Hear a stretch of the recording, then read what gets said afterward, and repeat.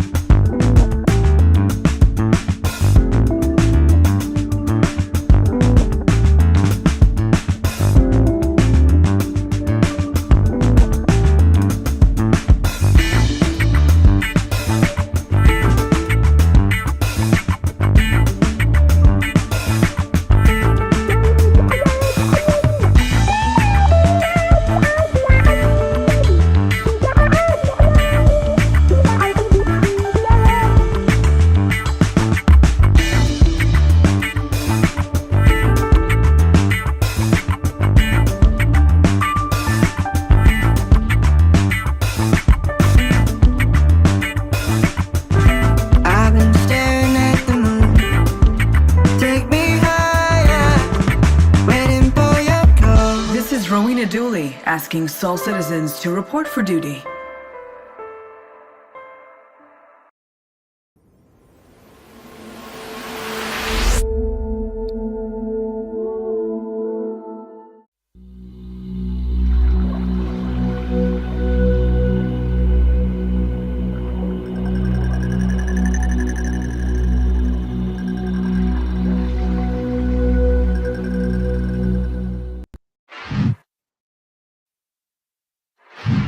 Greetings and welcome to another episode of Soul Citizen, where we talk about what's going on in Star Citizen. And today it's our 183rd episode, talking about the backlog, talking about the ships that are still in production, have not been released yet.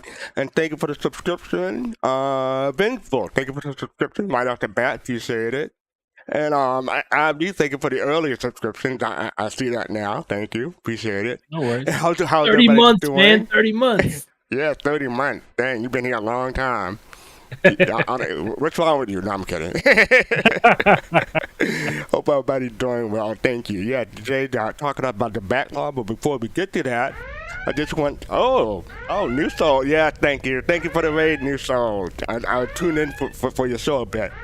But I had to... stop tuning in to get the show ready. But thank you for the raid. Appreciate it. Yes, but before we get to our show, just want to introduce our co-host. Everybody's doing stuff. Dog. Thank you for the gifted sub to Shipwreck. Appreciate it. Thank you. But our co-host, let's see if we can get through this. AbdiYohan, how are you doing? I'm doing all right. 07, everybody. How's it going? It's been a while. I've had a busy November with family stuff, so it's good to be back. Cool. And Gio, how are you doing? Oh man, I am great. I had a fantastic week. This came in this week. I've been super excited. It's my early Christmas present. So yeah, I've been great. Bought a whole bunch of ships. Well, not a whole bunch of ships, but expensive ships for IAE. I think I'm done spending money for the rest of the year now. Now you say that, but then something else will happen. We'll see. Good luck with that. Yeah, I'm already looking at another ship in Star Atlas. I'm trying to spread the love. So you haven't bought that $3 million ship yet? I ain't buying like that yet. Now wait till we get to the bull market, then maybe we'll see. Yeah. So well, we can get to that in a minute. But so everybody's holiday was pretty good. Oh yeah. I know SubVeGio and AbdiYohan couldn't make it, but we did have a virtual bar citizen yesterday. I had a blast. Hopefully everybody else had a blast. I think people mostly had fun. Are you recovered from it, Fast Cart? Did you recover from it? I'm bringing a bar citizen here now, Fast Car. What do you mean? I slept for like 12 hours, so yeah, I think I recovered. Yeah, hopefully I recovered. Nice. Yeah. Damn, son. Yeah, I was kind of through last night. Yeah, I didn't sleep as much as I should have. But poor Griffin, he went to bed at 5 a.m. So he got. Jeez Louise. Yeah. Mm-hmm. Oh, that's why he ain't coming in today, huh? Yeah, right. No, he got That man works. That man works for this community. Everybody give Fast Cart and Griff the respect they deserve because they work hard. At least Griff. You know, Fast come Cart on. sucks. You know, if Fast Cart exactly. sucks, I'm a troll. Fast Cart's a troll with me. Griffey, yeah. Troll with everybody. I'm an equal opportunity troll. You know that. All right, so let's get this show on the road. Talk about the backlog. Oh, see, you already joke banned me, but I'm not joking. So hey, joke's on you. I get your ass early. All right, so yes, we're talking about the backlog. We're going to go and talk about the manufacturer, and we're mostly going to go in manufacturer order. Griffin had his own order, but I'm going to go by his order. And Lord Dream, take a subscription of 5 months. Appreciate it. With Prime, appreciate it. Thank you. So yes, we're talking about the Aegis and the Javelin. So we do have quite a few ships. So we're not going to go like read too much into them. But yes. So anyone have a Javelin? No. I wish. This is the only Aegis ship I do not have because I love Aegis. They're my favorite manufacturer. I want all the ships, but this one I'm gonna have to earn a game. This is the only one I'm gonna have to earn a game. But yeah, this might be one of the last ships. Will you be able to earn something this big in game? I don't know, but I want to talk about the fact that earning this in game, you got to have people to be with you because that's exactly. Yeah, you can't be doing well. That's a whole thing. I mean, if you're going to spend 10 years in Star Citizen, you might get it by the end of the 10th year. I don't know. Depending on how you work it. Yeah, you can earn it. Then you got to earn the guns for it too. So you could buy it. This thing comes with nothing on it. So then you got to go out there and find guns for this to even defend itself. That's the crazy part. You spend $3,500 or $3,000, no guns on it. Let's call it what it is. This is an org ship. This is not like I want to solo this ship. No, this is an org ship. You should be getting this if you have an org or people to run it, not an NPC ship. Like maybe you can supplement some of the crew with it. Like maybe if you want to do that with turrets, but oof, I don't even know like what state the game will have to be in for a server to run really well with this in it. And on that note, this is also a Squadron 42 ship. So this is I don't know how prominently it'll be featured in Squadron 42, but it should be featured in Squadron 42 quite a bit. So yes, I mean, if you are thinking about getting this ship and you're not sure if you want to, I'll wait till Squadron 42 comes out and see whether or not you really want it after playing that game, because it'll probably be busy. You have all the AI NPCs running around. So yeah, that'll give you a glimpse into how this ship is run, in my opinion. How about y'all? Well, the real question is, would you even have enough friends to even fly this thing? I mean, this is like something you'd have to be a big streamer, have a couple people on here, or have a huge org. Because I'm looking at some of the ships I have in my fleet. I don't even have enough friends to even fly the stuff I got now. This thing is like, and you're going to get wrecked. No guns on it. You got to go out and go hunt for the guns. It just seems like it's a lot of homework. Well, I mean, if you decide to solo this ship, you're just basically giving someone a free ship. They can take it over from you if you try to do this one solo, right? I just want to see how people are going to react with all the engineering or whatever that's called with this ship. It's going to be ridiculous. Because this ship has I don't want to say an elevator, but it has like a tram or something like that inside of it.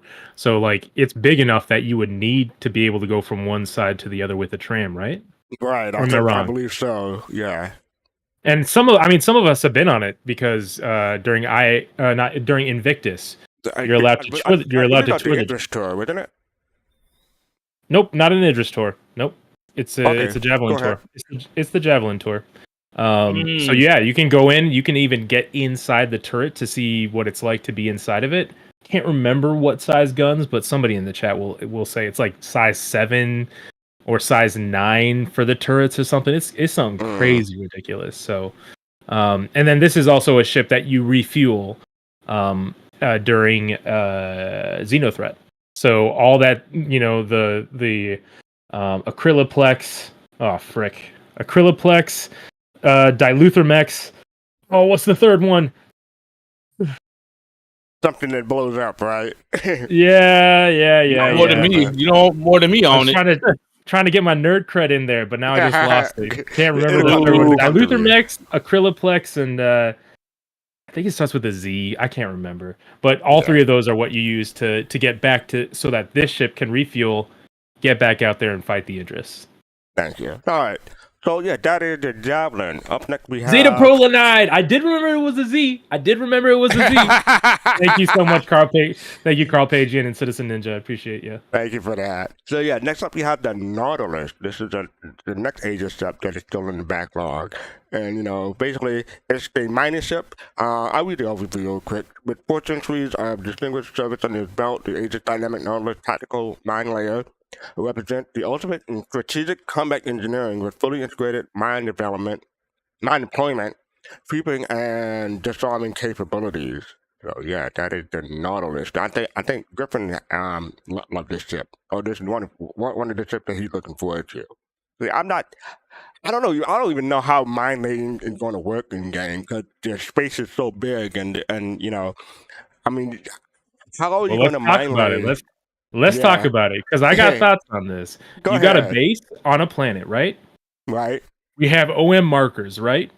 If you're trying to defend your base, lay some mines around where the OM markers are, so that if like other people are coming in to come to your base, you know that they're coming in. Usually, I mean, there's going to be quantum boosting, but if people are not using quantum boosting to get from one place to the other, you know, you can strategically place those mines on places where you know that ships might be coming in. So you can create kind of a virtual moat around your base in space before they even get down to where your planet is. So, yeah. You know what? We saw this in Ahsoka. Yeah, I guess so. We did. I guess we saw so. it there. It makes sense. Wasn't this the ship they had like the Christ Robert Last Supper with, and they released this ship there? A couple years ago, the $300 meal thing. Yeah, you flew out to LA. Wasn't this the ship they released there? I don't remember anymore, but it might have been. People in the chat will probably know. I got to swear that was like in 2017 or something like that. Yeah. This list is going to be on for Aegis. It's going to make me very sad because most of my ships are Aegis, and everything is on a backlog. But yeah. I have one of these, and it just seems like, I'm not going to lie, I know it might be early. It just seems like one of my more useless ships in the fleet because I don't think this thing is going to be able to cover the area like we think it is, unless it's like on, what's that movie with Tim Allen? Galaxy? Is it Galaxy Quest? Yeah. Where there was that big mine wall, but it was so many mines that you had to go through that minefield. It would be impossible to even fill with one ship like that. And even let's talk about it. What are the mines? Let's talk about this because I've heard some things. What are the mines actually like? Because from what I heard, the mines might actually be able to fire. I don't know. Is that true? Does anyone in chat know that? Like, I don't know. Now that is adding a different dynamic. If they add some mines that can fire, then we got something. Does anyone in chat know about this? Because like I don't own the Nautilus. Lord of the Drip heard that. See, I didn't just make that up. It's all. I mean, like this is all conjecture. Don't take it as gospel. But I heard something about mines being able to do things like shoot, or can move and fire. So if we're not just talking about the mines that we know about, because of like freaking submarine warship kind of stuff, we're talking about mines that are kind of like the mines that we have around what's that prospector mission? The one where there's like mine or there are turrets that are defending a certain area from prospectors that are mining in that area. If they're kind of like that, that means something completely different. So, well, that's a game changer then. No pun intended. Because I think we dynamics up. Yeah, defensive sentries. That's what Citizen Ninja is saying. So like we're thinking about like a mine that you have to get within a certain vicinity and then it explodes. But what if it actually shoots at you? That kind of changes the game. So. And I just clicked on the variant button. I didn't notice this before, but there's a Solstice edition. This is the Shaman Club version. So yeah, the 7 Club will definitely want their Nautilus too. So hopefully we'll get that soon, but we shall see. Oh yeah, there go the pictures right there. I didn't know that. Look at that. Yep, there you go. See, that's what I'm saying. Like, don't count the Nautilus out. I don't know about it, but I've heard some things. I never noticed that this whole time. Those are mines that are shooting at him. Well, I'll take that back about it being useless. You're welcome, SubVeGio. I'm just kidding. Even though I have one. Mean, but my argument is that you can still go around them if you want to, probably, but we'll see. I don't know how they're going to trap someone. Think about our bases. If we could even put these in atmosphere, if we could put them on a certain round area where ships can't get past, we're good. We're on planet, but if they float in planet, well, we don't know if that's going to happen or not. Yeah. All right. So up next we have the Vulcan. Anyone have the Vulcan? I used to have the Vulcan, but I upgraded it to a Crucible. That's a nice upgrade. Yeah, so this is refuel, repair, rearm, become a one-person support crew with the Aegis Dynamic Versatile Vulcan, supplying aid to pilots on the fly with a pin down or under heavy fire or in the need of ammunition. Lower quantum fuel after an ill-planned jump or stranded in unknown space with a busted thruster. A pilot distressed can always count on the Vulcan and its cadre of drones to lend speedy, efficient assistance. Outfit your Vulcan with eye-catching livery, and become a beacon of hope, even in the darkest, most treacherous corners of the base. Yeah, the Vulcan. So, Gio, you said you still have one? Yes, I still have one. I was thinking like maybe I could put this on one of my bigger ships to have with instead of always bringing my Crucible out. That was my thinking with this. And I really thought it would be in game by now, especially now. It seemed like a ship they would kind of have on the radar with refueling and arming. It seems like this could be a ship that could be in sooner rather than later. But yeah, it's a cool little utility ship that can rearm and refuel. I can't wait to see how it turns out in game. Right. I mean, yeah. I should be asking this, but previous step. But when do you think this will come into game? I mean, it might be the entry to repair in terms of drone repair. I don't know if they'll start with the Crucible. The Crucible is complex. If they get the drones done for the Vulcan, that could possibly translate to the Carrack. And I don't know what other drone ships we have for repair. For repair now. Yeah. I mean, I know yeah, go ahead.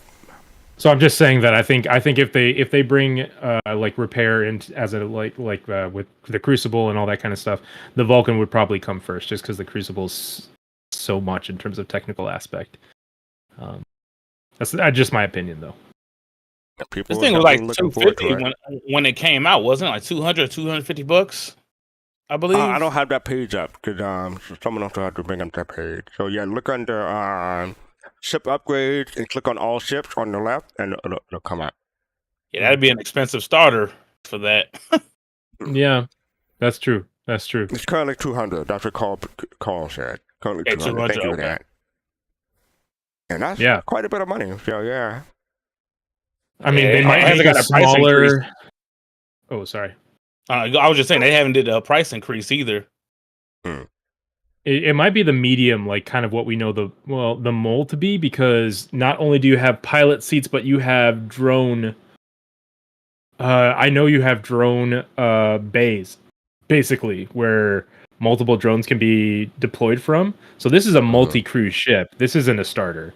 Right. The fact that there's multi-crew, the fact that this is multi-crew makes me think that there might be another starter for repair at some point. And it could be alien. Hopefully, an alien repair ship. I like to see that. We'll see. Who knows? But this is not the entry to it. Also, the Crucible is not the entry either. That's I would say that's the next step up. So yeah, for sure.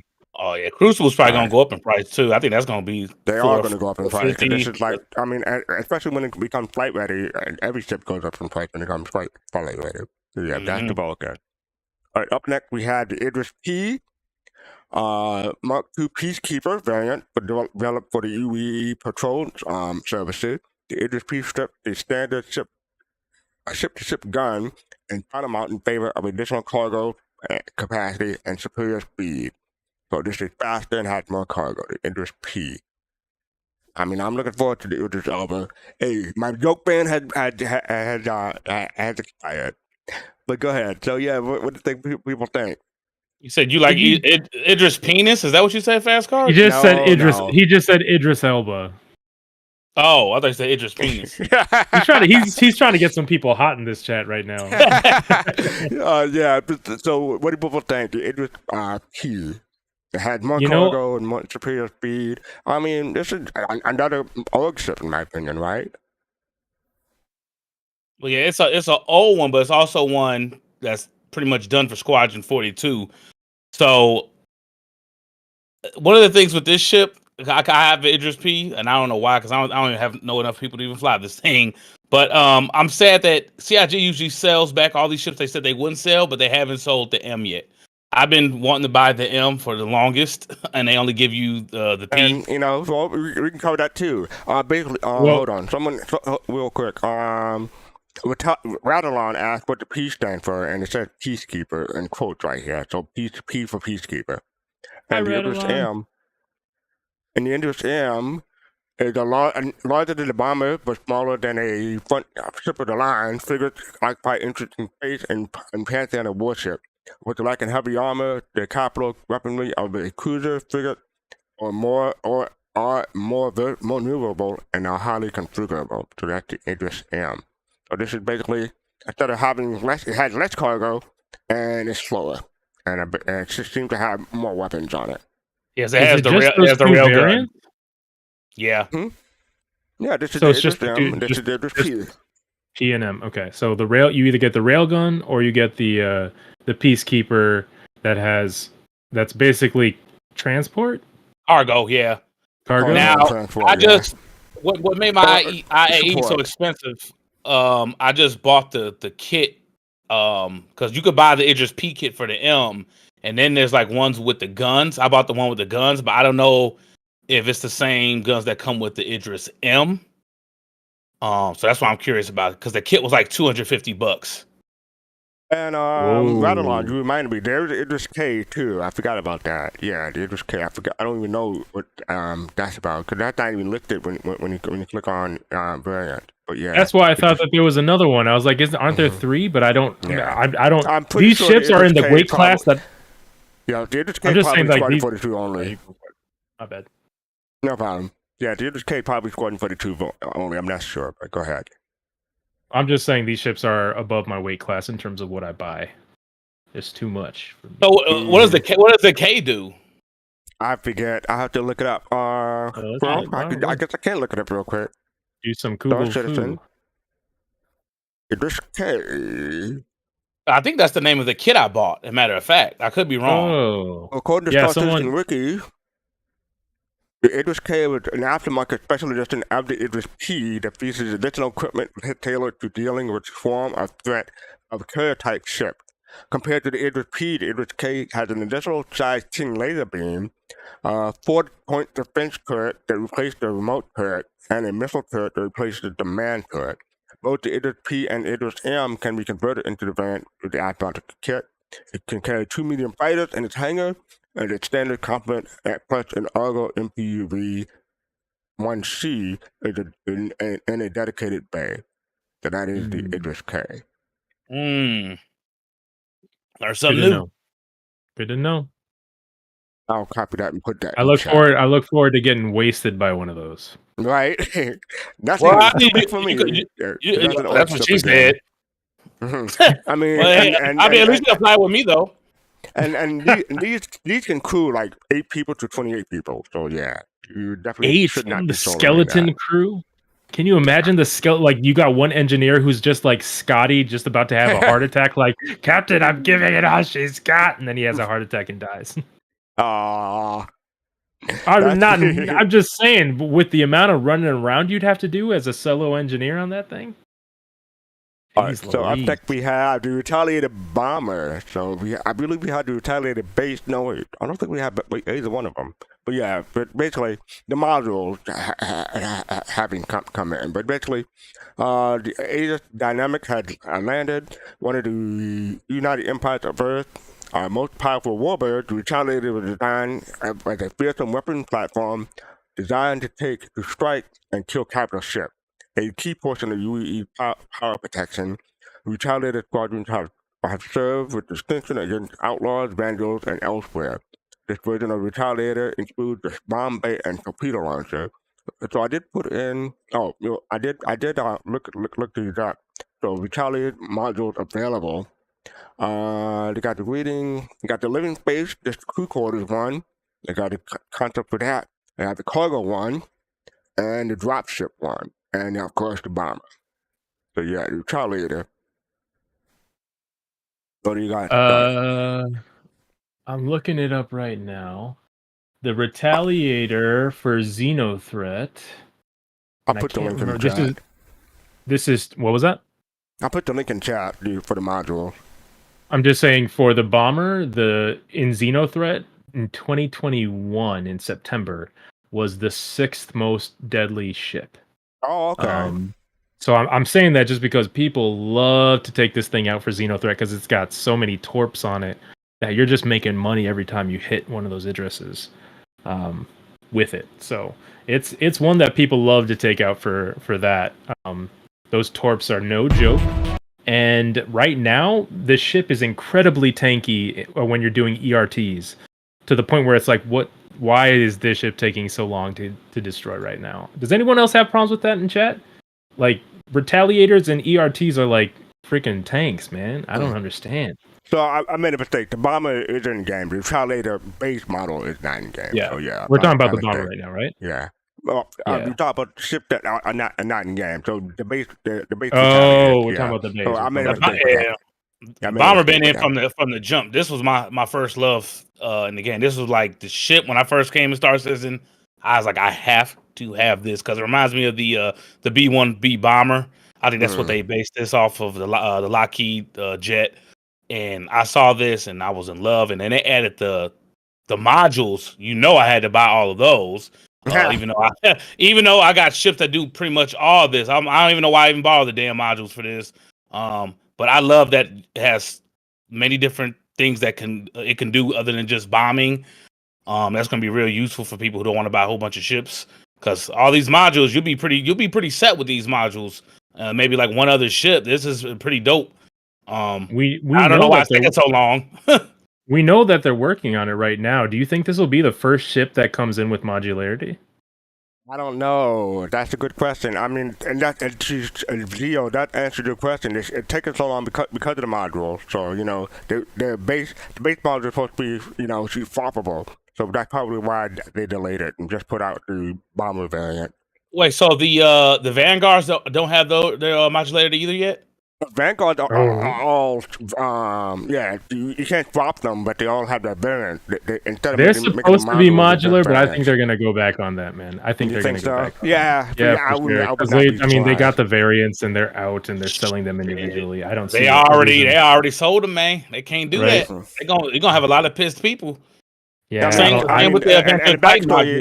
backstory for the Vanguard is that they came with Battlefield upgrade kits and they're supposed to be swappable. So yeah. I don't know. I don't know if they'll ever do that.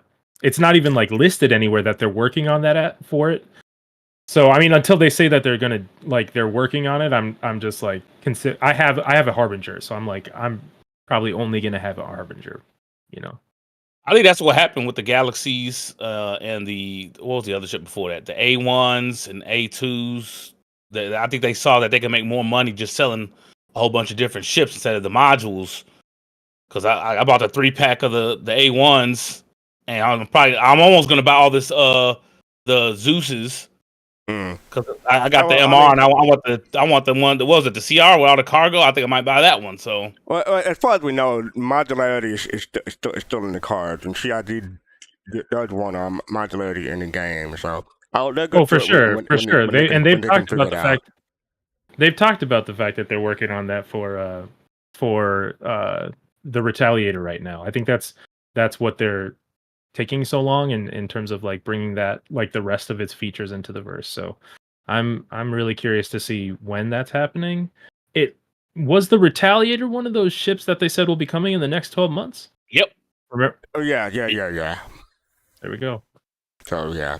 Hopefully. So that's there goes our win question right there. Next 12 months, hopefully. There we go. Yeah, hopefully. All right. So up next we have the Anvil ships, and starting with the Liberator. Anvil continued its tradition with excellence with the Liberator, an open-air vehicle carrier that applied traditional long-range transport to a smaller scale. Designed with the same frontal drive and long-distance capabilities of military tech carriers and pathfinders are tailored to the civilian market. The Liberator puts your fleet on the front lines of any operation. So I love the design and look at this thing. Let me scroll down to the media part. So yeah, what do you guys think about the Liberator? This is you have one? This I got one of these. This is one of my favorite ships in game.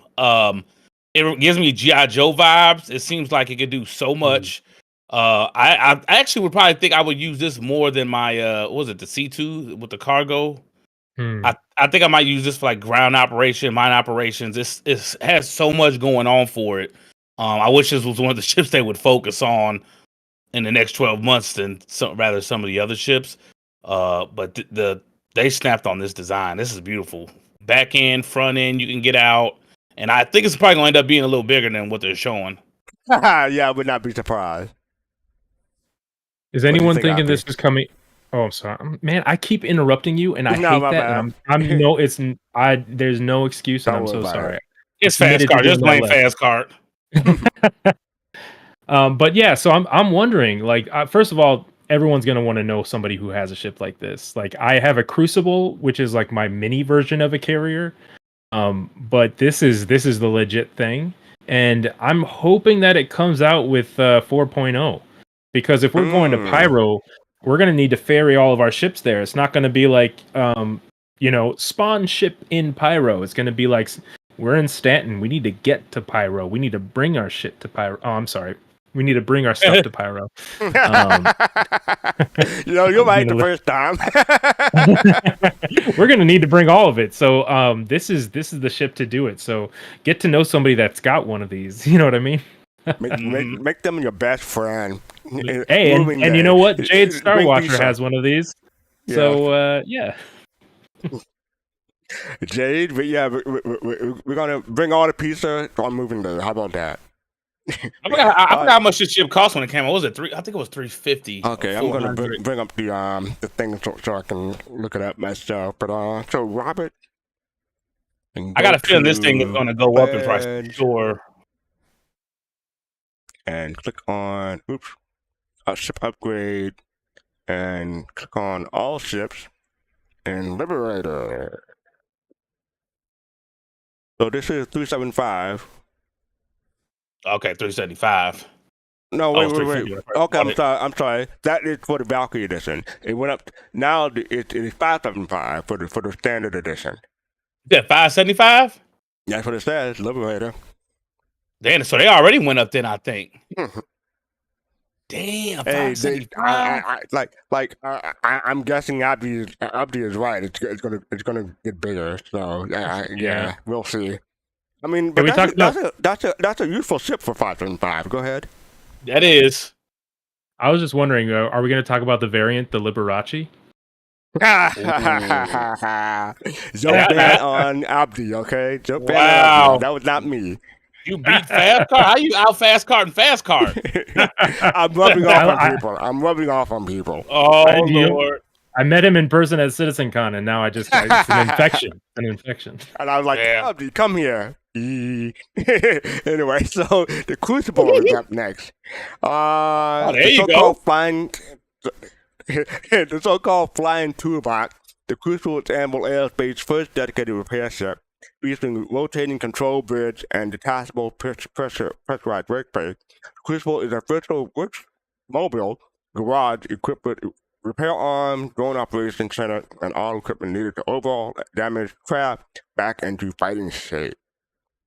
Who had one?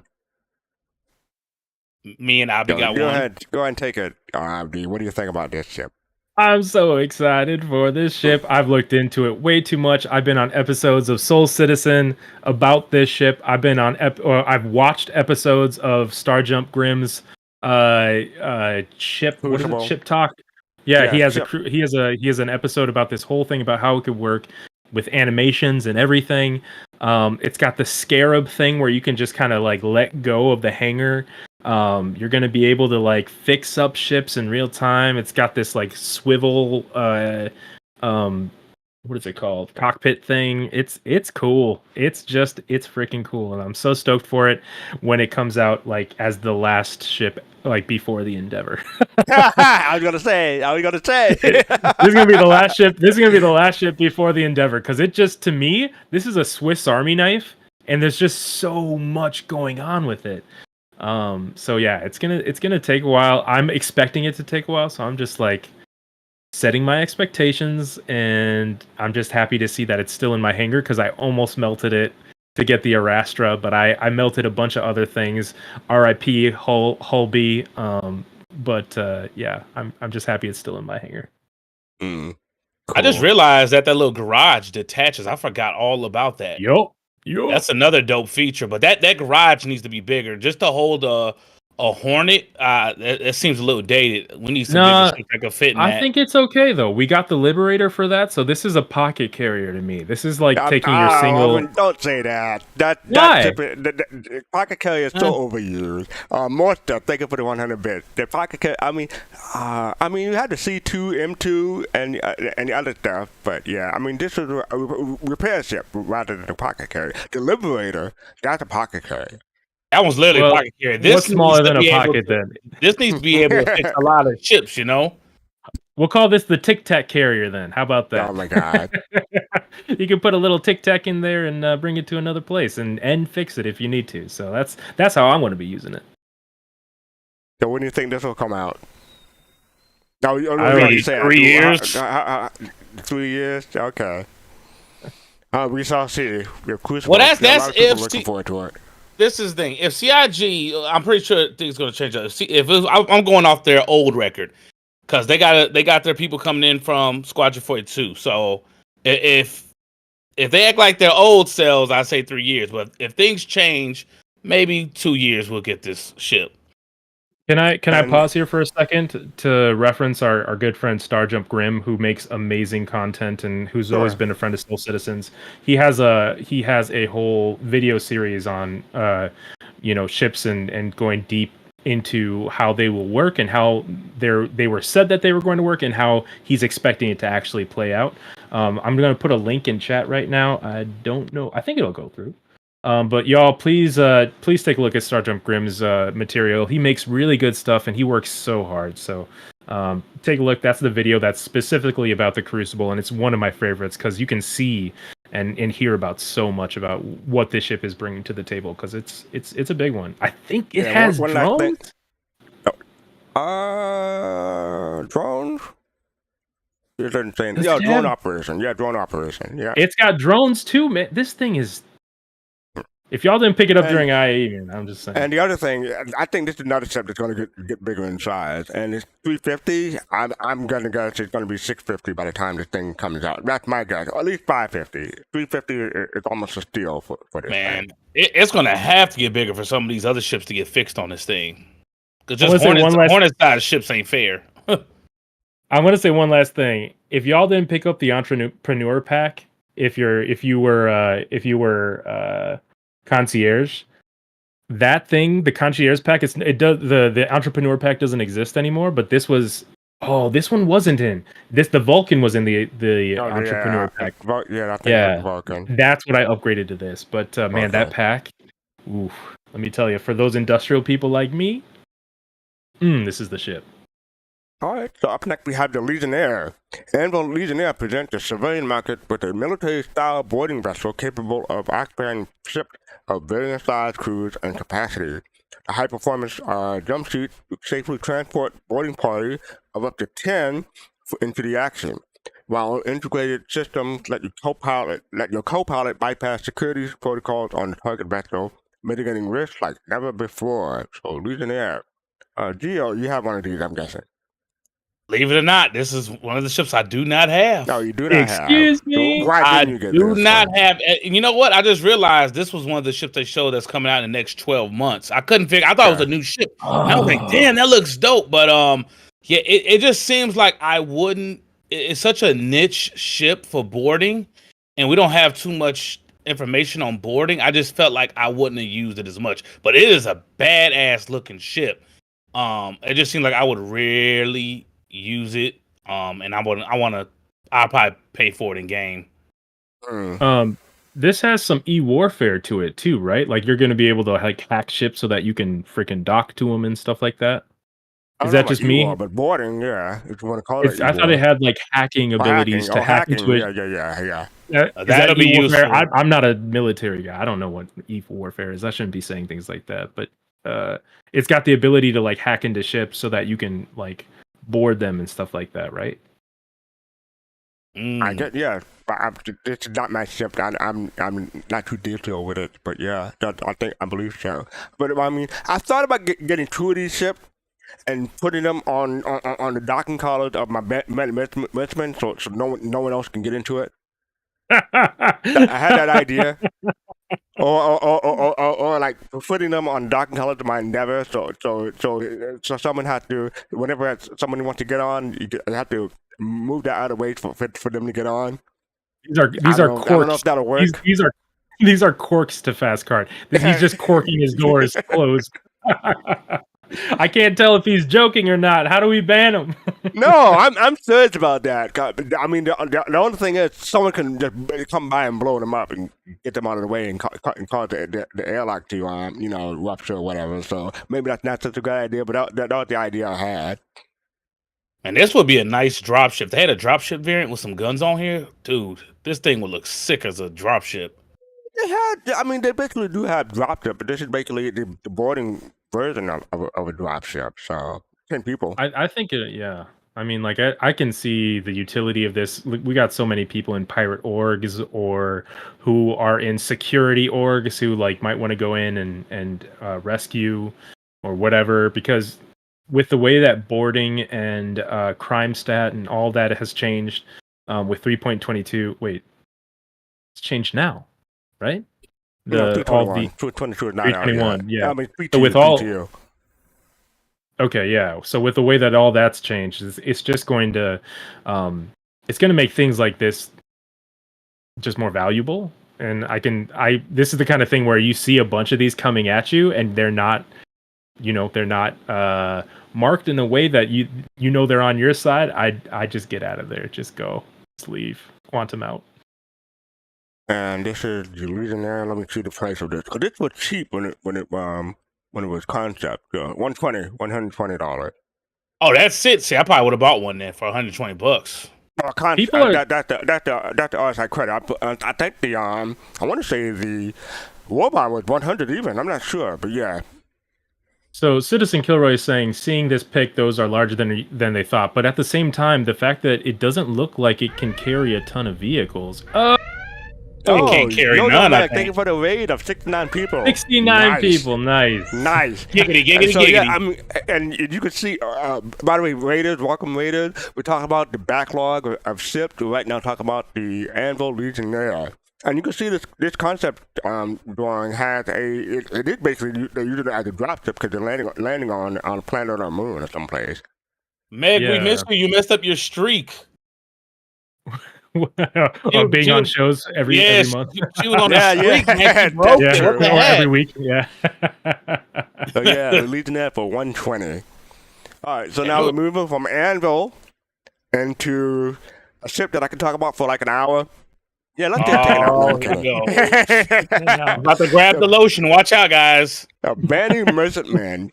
Banu traders are renowned for their merchant progress, traveling to spaceland and trading with everyone from human to the Vandal. Their 30 dedicated trading ships are prized among other transport, sometimes passing from generation to generation of Banu.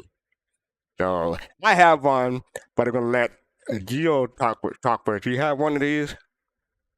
Yes, I do. I'm glad to see they've been working on it. We saw that at CitizenCon, so it doesn't seem like it's out too far. but it wasn't on the little ships they think are coming out in the next 12 months. No. So we may not see this ship till 2025, and that kind of sucks. But if they let old boy who worked on the what was that Sulin work on some of this ship with that alien tech, I'll be gladly waiting, because the Sulin looks beautiful, and I think the Merchantman needs to look just as beautiful as an alien ship, because this thing, we've been waiting on it forever. One of the first alien ships that you can get. And I, like I said, from what we saw, I was amazed just in the gray box, and I got it for a cheap price. So yeah, me too. I got. What was your price, Dio? I think when it first came out, what was it, 300? No, 200 was concept, but then we went to 250. Oh, then it went to 250. Okay, maybe that's what I got it for then. I remember I got it on the back end when they first introduced it. So yeah, I have to go back and look. I use the CCU game. I got mine for 240, so mine is 240, but it's supposed to be 250, but I got a discount on it. Well, that's still better than what it is now. What is it, like 6 almost? 650, I want to say. What's it, man? Man. Yeah, this ship and the Kraken Privateer are the ones that I'm really curious to see what it's like, because, we talk about the ship, but in terms of what gameplay it brings merchant gameplay, which is not a thing that I hear a lot of people talking about. What is it going to look like to actually be able to take a space and maybe modularly, I'm not sure, but assign it to someone to sell their goods from? Or is it going to be hands off, like there's just some tables and stuff like that? You put your ship, physicalized, you put the items physicalized on the whatever, and people come to buy it. I don't know what it's going to look like. So people talk a lot about this ship, but they don't talk about what that merchant gameplay will look like, and I'm really, really curious, because it'll be really cool. Like if I want to be a merchant and I'm like, hey, Fastcart, can I bring my wares to your ship or whatever? And he'll just be like, yeah, I'll assign you this. Let's negotiate. Let's go. Oh my God! Wow, you're not gonna give me that Soul Citizen discount? Oh, no. Well, I mean, there's a Soul Citizen discount, and then there's a friend discount. So which one you want? You want the Soul Citizen discount or the friend discount? We'll see. Can I look at the line by line price between the two? What is it called? What is it called? The Ferengi acquisition. The rules of acquisition. Yeah, that's it. Fastcart, are you a Ferengi in Star Citizen? Come on, man. But yeah, no, that I'm really, really interested to see what gameplay this brings. In addition to the fact that I feel like there's political, perhaps, like it's a very beautiful looking ship with like really good habitation. And you talk about beauty, and they have these old ass concepts. I didn't think to look through these when I was going through the links. But yeah, they did do a reconcept in 2017, and it made it look more beautiful. And they based the current so work in progress on a newer concept. So they made it look. The color scheme is a bit different. It's bigger. That's for one thing. So people are wondering why it's 650 instead of 250 now. It got a whole lot better. I want to say not 200. Actually, it's 160. I want to say 160 meters. And it used to be like 100. So when I got it was 100. I was not expecting it to get bigger. I was new to the game, so yeah. I know. I like the old concept better than the new one. The new one looks like a duck. Yeah, everybody's been saying that, the duck. And then there's been like some pushback against oh, actually, it was just like the perspective. With the focal length. Yeah. The FOV. I mean, if you've seen some newer pictures of it, it doesn't look like as much of a duck anymore. It looks more tame. It's not as pointy. It's more rounded. That's unfortunate. But I do like the color scheme on this thing from this one. But it's not quite. It's more black and white now. Yeah, we'll see. I'm really curious to see what happens here. And it's funny. I'm looking at our show document. Griffin allocated 10 minutes to talking about Dimension, so let's go. No, I'm kidding. He changed it up. Oh man, love Griff, man. You knew it. All right. So up next we have another favorite, the Pioneer from Consolidated Outland. After the official debut of the Mustang, Consolidated Outland has gone and changed the game again with the reveal of the Pioneer. The self-sustained mobile construction yard is capable of creating modular structures, ushering a new wave of aspiring colonists to customize their new home on the frontier. So, who had this one? Oh, Abdi? Nope. Nope, you didn't get this Too one? big, too expensive, too big. Out. Too competitive. It's not my. I got a Galaxy, man, but we'll talk about that later. Yeah, we will talk about that later. How about you, SubVeGio? Absolutely, I grabbed one of these. I saw this, and I had to have it. Did you do it this at IAE? Oh no, I had this. What CitizenCon was 2017. 2017. Okay, I wasn't at the CitizenCon then, but I was watching it. I'm like, yep, I got to get that. And they had the little fake Elon up there. And they said base Matthew building. McConaughey. Yeah, Matthew McConaughey, Elon, whatever they had.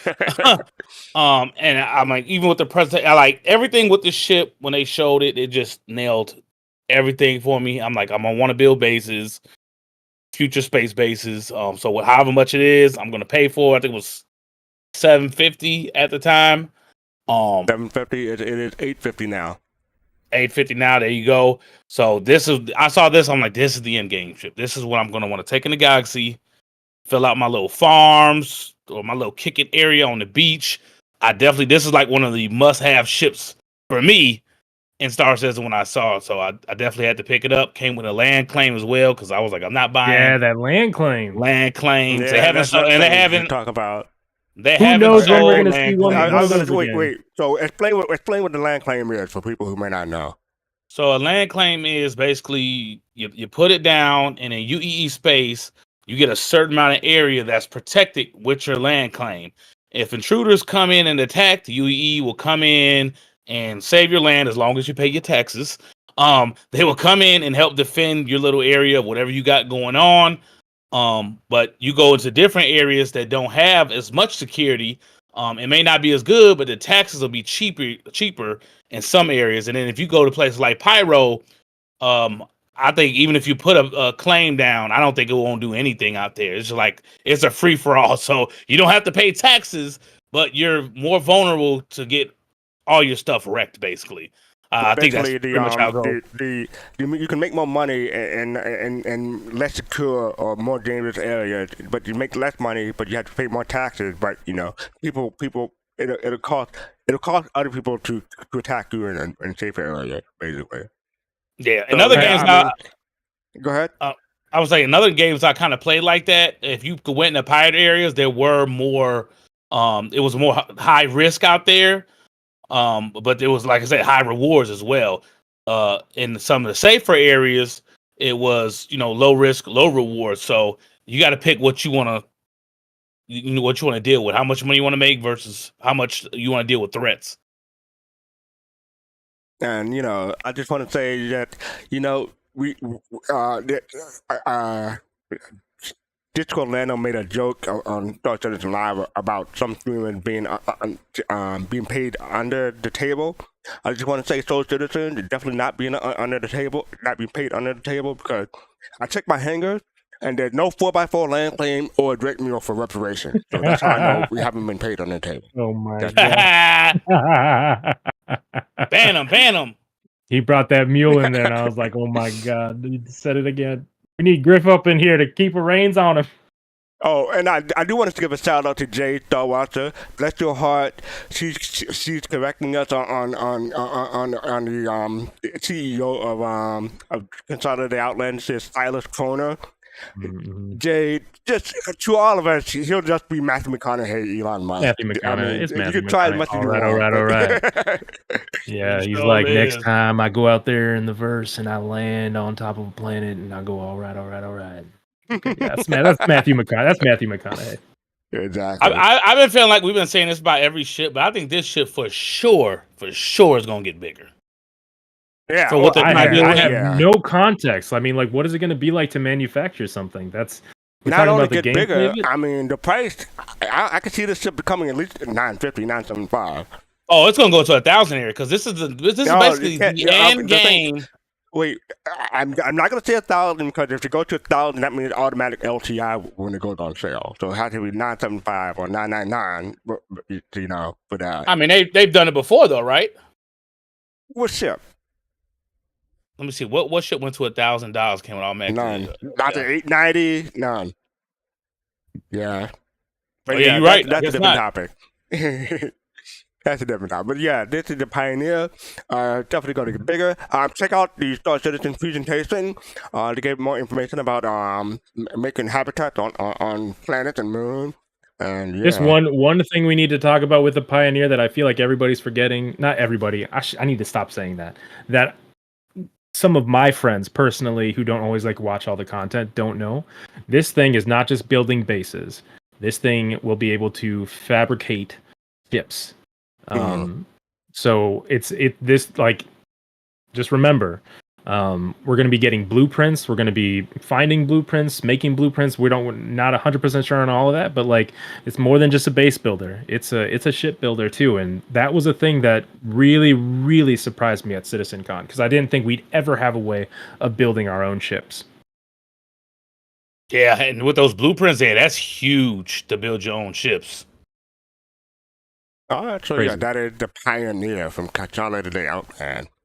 Next, we have the E1 Spirit.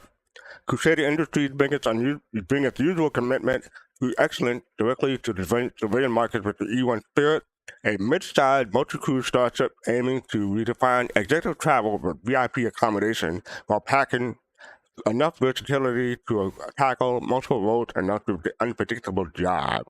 The E1 Spirit. Abdi, do you get this one? No, it's not really my type of gameplay, but it's a really cool idea for a ship, and I think people who are into the gameplay of VIP transport, whether it be Starliner owners or Phoenix owners, this will be another one to add to the fleet, because I'm not sure what that gameplay will exactly look like, but it looks like this will be a beautiful ship for it. Theo? Yes, I bought this in my 3-pack of the Spirit. I got the whole Spirit pack. But I have a confession with luxury ships. They're always cool as hell, and I got a couple of them, but they just seem like I don't know, man. It seems like it's not going to be too much gameplay with this, because it's going to be like a Learjet. Nowadays, you fly around, important big people, serve them on the ship. I don't know what kind of gameplay that's going to be. I think the gameplay will be in how much distance people have to cover, how long it will take to cover that distance between locations.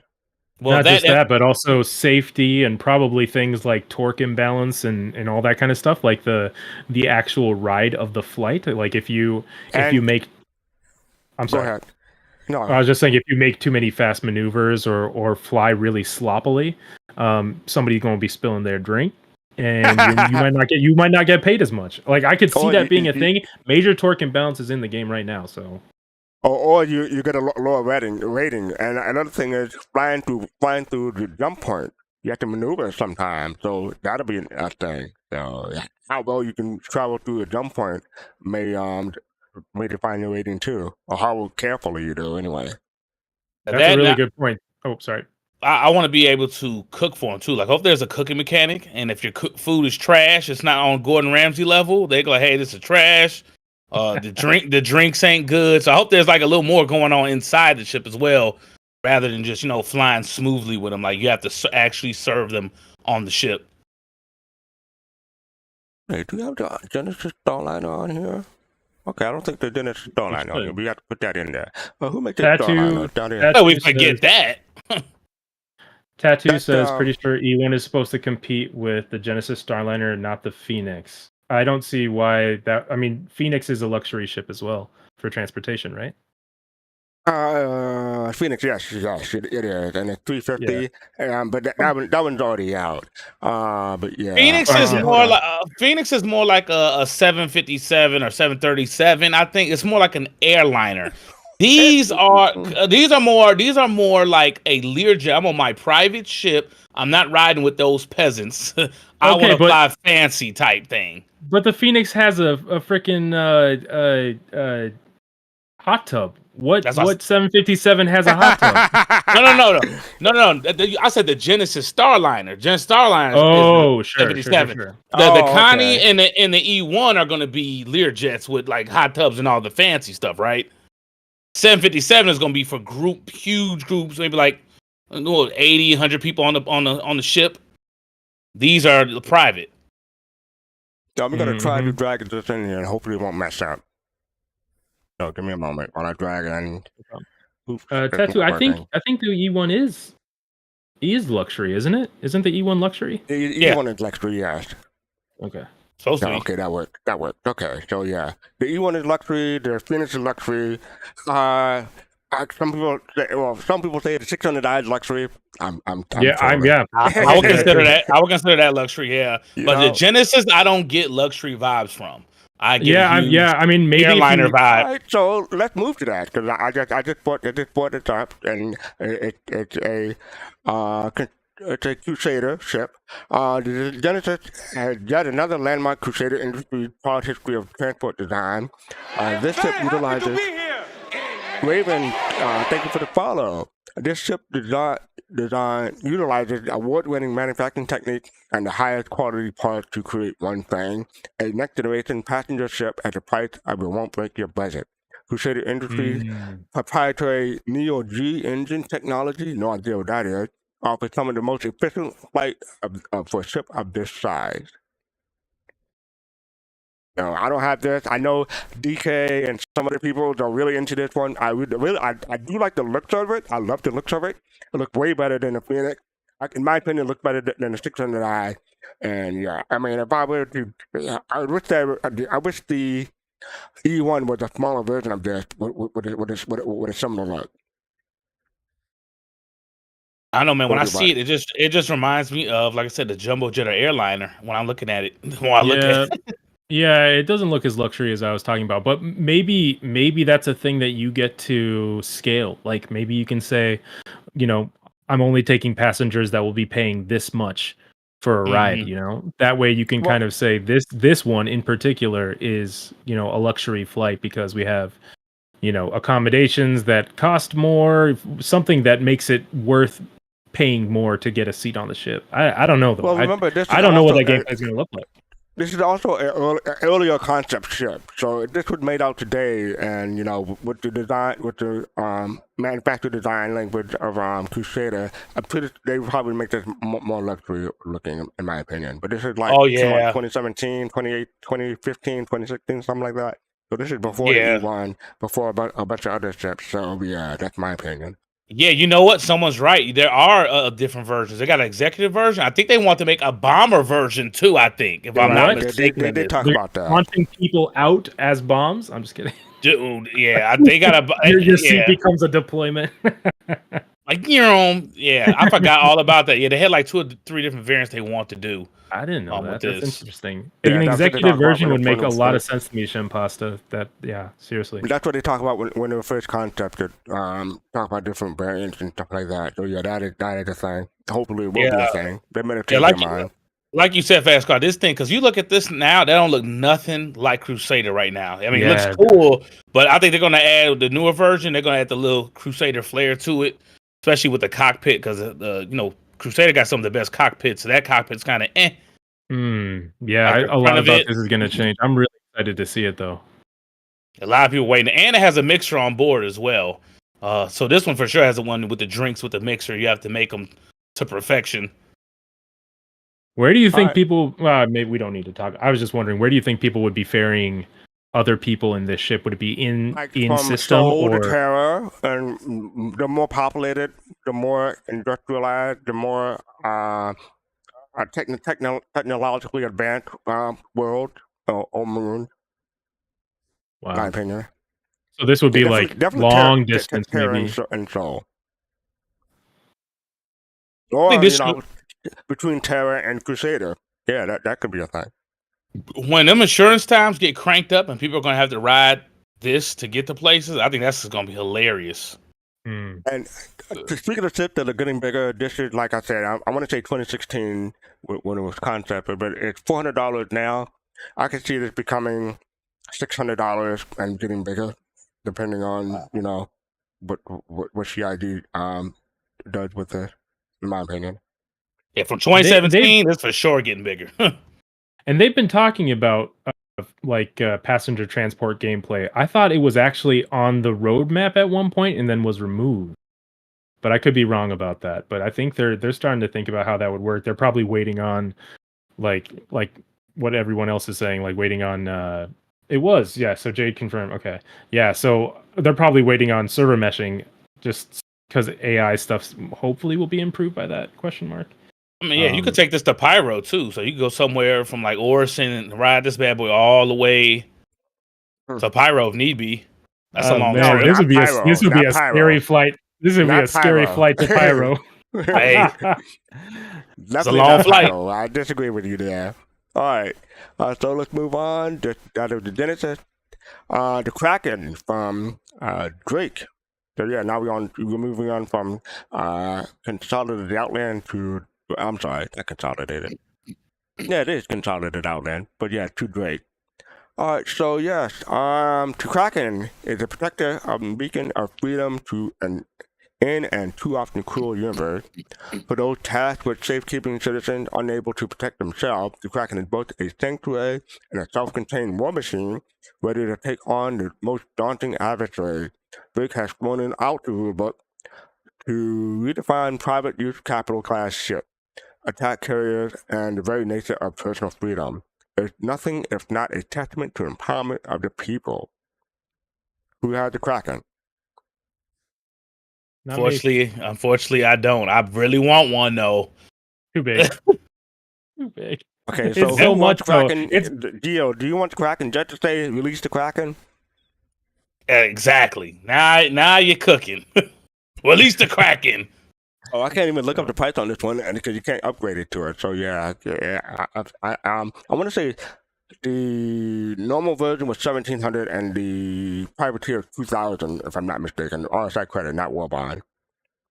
This ship has like the best commercial of like almost all of them. I love the freaking guitar.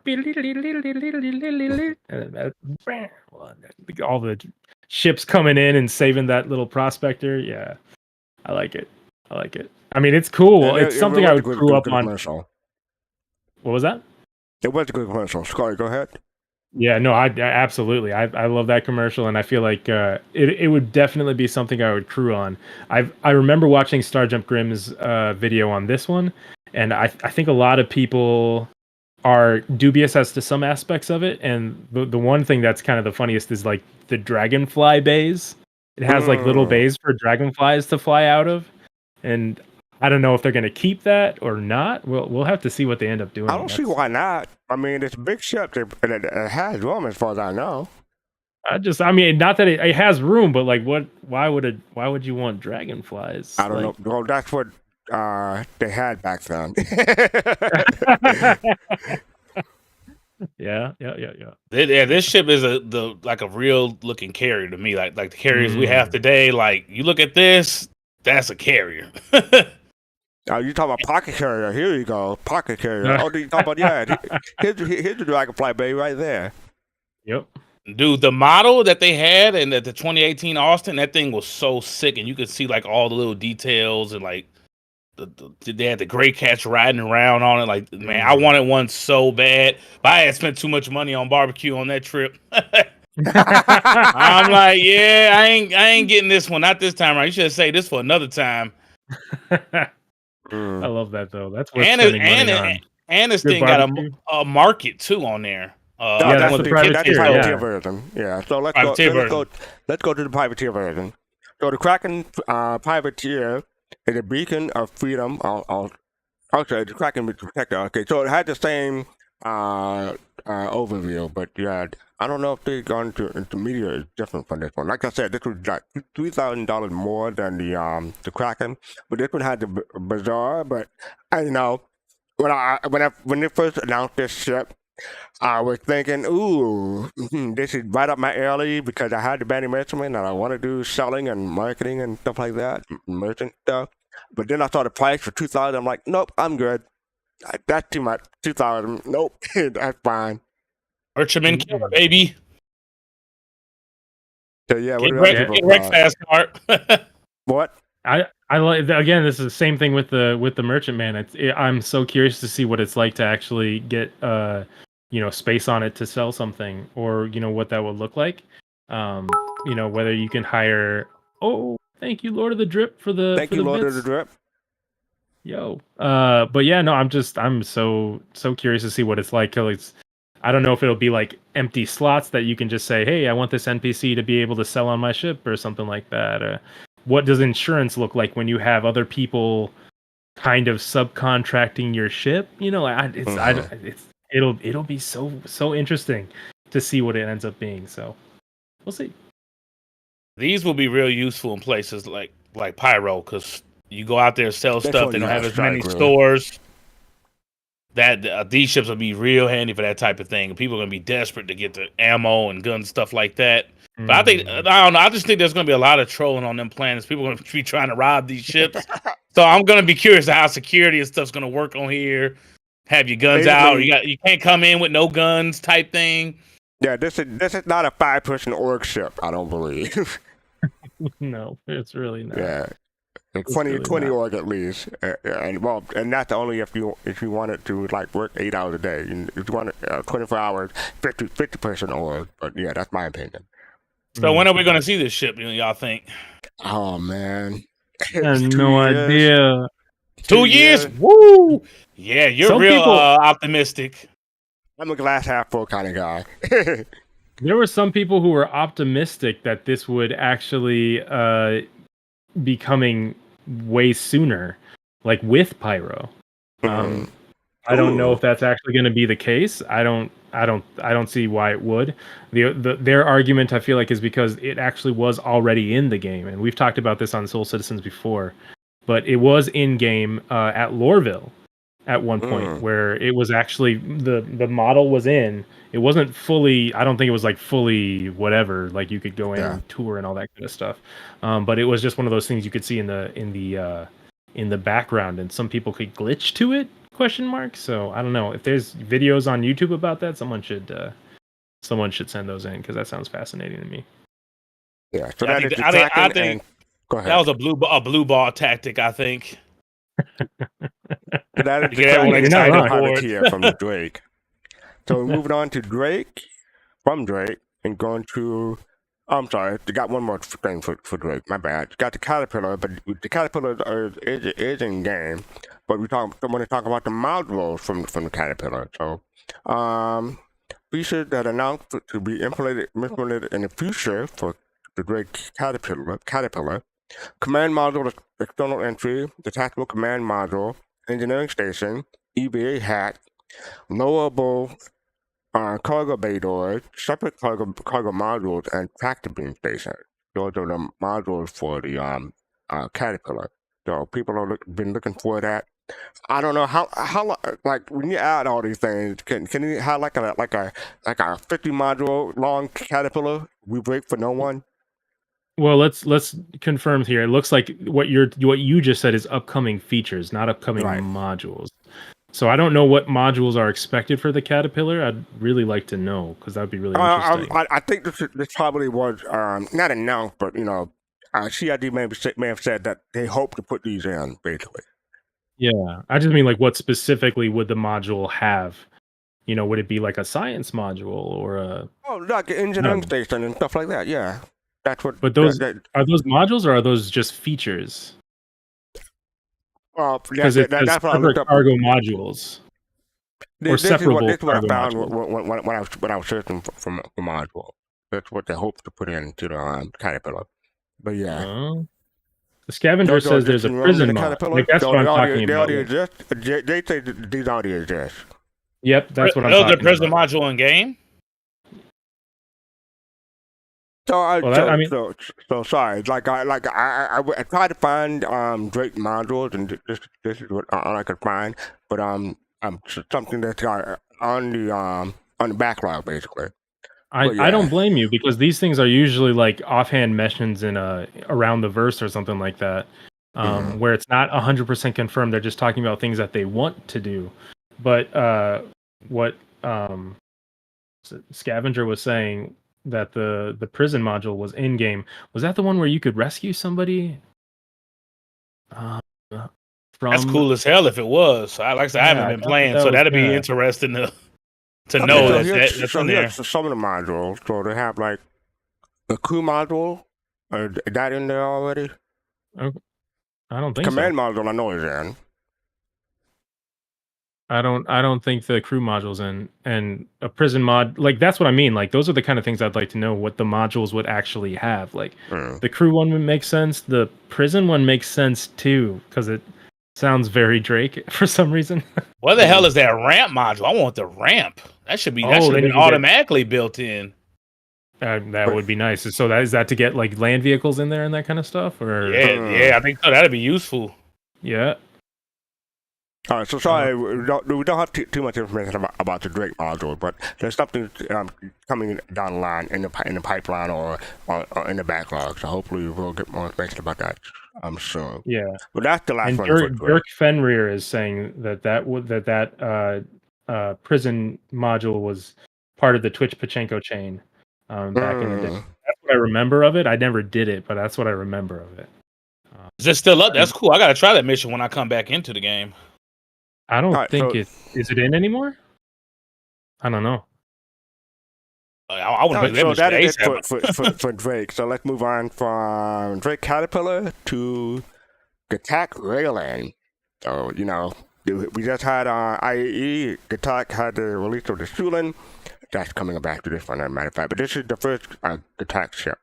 So Gatak's first foray at the human market, the Raylan, is an elegant interspecies vessel perfect for any human or Xeon pilot looking for a safe, reliable solution for commercial-grade medium cargo hauling. Utilizing passionate GravLab technology and time-tested designs updated for 2951 and beyond, the Raylan is a prime example of why the Xeon Empire had trusted House Gatak with the production of industrial vessels for centuries. So I did not pick this one up. I'm going to go for this one because I am into cargo hauling and transport, but I thought this was more of a freight ship rather than cargo hauling, in my opinion. That's why I didn't pick this one up. But I do love the look of it. I like the technology and GravLab stuff. But I was like, I'm worried about if someone hits you with an EMP, would that make the elevator and stuff stop working? So that's what had me worried. So. What other people thought? I definitely bought one of these. I bought it not thinking I was kind of like 50-50 on it, but now seeing the Gatak Sulin, I'm all in on this ship. Beautiful, just a beautiful ship manufacturer. The way they make it look, very alien-like, and I'm really excited to see how this turns out. I wish I would have dropped this first before the Sulin, but I get it. They probably have to start off small. But yeah, this is a gorgeous ship and priced right too. It doesn't look like it's going to stand up like the Sulin though. The price is $225. That's the price, $225. Wasn't too bad for the show. I think they're going to raise it after they see how much the Sulin got them. They gonna say we can tax them. So this ship tempted me when it first came out, but I was like, I don't need my cargo ship to like be super like elegant, I guess. Like it. But the design of it is beautiful. What it does is beautiful. I definitely think the Sulin was a test bed for this. Even with like the little cargo things, that attach to the Sulin, I feel like that might be them testing to see how to get bigger freight containers to attach in a similar way. So yeah, I think it's a cool ship. I'm really curious to see what it's like when it's in game. Wait. Is that a medical bed? No, that's a desk. My bad. That's just a desk. Okay. CC Creator, thank you for the subscription for 26 months. Appreciate it. Thank you. Oh, thank you. Yeah, I'm with you, Citizen Ninja. I would not be surprised to increase it to 275 for this one when it releases. I mean, I still kind of want it because I love the look, but it's just like this. Well, we'll talk about this in a minute, but yeah. I just mean what's the difference between loading something like this and loading something like a Hull C, or is this more akin to loading this is freight a C2 and cargo? And so M2 freight is more. I'm sorry, this is more freight. So you have like the boxes and stuff. The M2 and C2 and the A1, for example. That's more cargo. You can put ships and stuff in. Not ships. You can put vehicles and stuff on it. So comparatively to the Hull C, how much time will it take to physically load stuff onto? Because I'm guessing that's the kind of. Well, I'm just guessing once this carries way less than the Hull C, so this will be quicker, in my opinion, than loading the Hull C. I think this is comparable to the Hull B, in my opinion. Then that's what you compare it to, and that's the kind of thing that I feel like cargo runners will nickel and dime and min max. If the Raylan takes longer than whatever is equivalent to it, then I don't know if they'll be like super stoked about that, because like time is money and all that. So this is the kind of stuff, the minutia that I'm really interested in to see once it's in game. All right. And then we have, oops. I should have put, the shooting it's already in game, so my bad. So yeah, I did not pick up the shooting because I did not like the vertical takeoff and stuff like that, and I still kind of want one as a hangar queen. The Raylan will probably become another hangar queen if I do get it. I'll probably get it in game if ever, in my opinion. Yeah, I kind of backed down on it. I bought a whole bunch of other stuff. I'm like, do I need another starter ship? But I really, really want it. Just because it looks cool, but I just don't think I got other ships that'll fill that role. So I got a little control this time with that. Yeah, I think you're gonna have the shooter's already game, so it's not really a backlog ship. That's what the comparison for the Raylan. You know, at least they got that design language in, and they can start working on this whenever, hopefully. All right, now here's another favorite ship of mine. How long did Griffin? Can you only give me 5 minutes for this? No, Griffin, no. So the Endeavor. Musashi Industrial and Starflight Concern, that's what MISS stands for if people don't know, is proud to present the Endeavor-class research vessel, a fully modular space platform designed to be adapted for a variety of scientific and medical tasks. Initially developed as a floating laboratory, the MISS Endeavor can be outfitted for everything from spatial telescopy to use as a mobile hospital. Yeah, I'm not going to go first on this one. Abdi, Endeavor, what do you think? I used to own it, and I gave it up because, even if you just think about, it's a great ship if you plan on really having it be your end game ship. Buy it without the modules, and then like work up to them in game. That's a like really tempting gameplay loop for me. But considering how big it is, I really struggled with the idea of keeping this in my hangar. I even got rid of the Carrack. Just because like I'm thinking about how many people I want to play with in the future, and it's just so big, but it also has so much value to it, especially with how much it has been in game. So people who have this, I'm excited for you. I'm happy to crew it with you. So yeah, I don't have that one. SubVeGio. To grab this. This seems like another endgame ship with the Pioneer. You can do so much stuff with this. The big hospital beds. Was it the hangar they have? Big hangar module. I think it's like 2 of them, wasn't it? Hangar module, yeah. Oh, maybe it was one. Oh no, it was one hangar, but it could fit 2 Cutlass Reds. That's probably going to change to Apollos, maybe Apollo-sized ships. Or they can just make the hangar bigger. I mean, yeah, that would be good for it, because I think this ship is. I think this is going to be the last ship that gets made in game, because it's got so much going on, so many modules and so many game loops that need to work to go right with this ship. This will probably be the last ship that gets made. So if you have one, hopefully you buckled up for the long ride. But it's going to be one of the top tier ships. I got all the kits for it. Yeah, I can't wait. Yeah, Jay beat me to what I was just going to say. The front section detaches. It's like the Enterprise, but the front section is what has the quantum, not the quantum, and the jump drive and stuff like that. The back section is just for working and the modules and stuff like that. So the front section can land, but the back section I don't think you should take to the planet. I mean, you could, but I don't recommend it when it comes out, but we'll see. But yeah, this one I want to say it was like 160 or 150 meters when it was first concepted. I think they increased it to 200 meters. Wait, I may be wrong on that. Let me make sure before I say something wrong on that one. So hold on. But Dev Tracker, Endeavor. I want to get the size correct. So I mean, no matter what the size is now, it's probably going to get bigger. And this is the first ship to introduce farming as well. That's what really sold me because I love the biodomes. Yeah. Yes. Okay, so it is stated as 200 meters now. People are guessing it's going to be 230, 250 meters.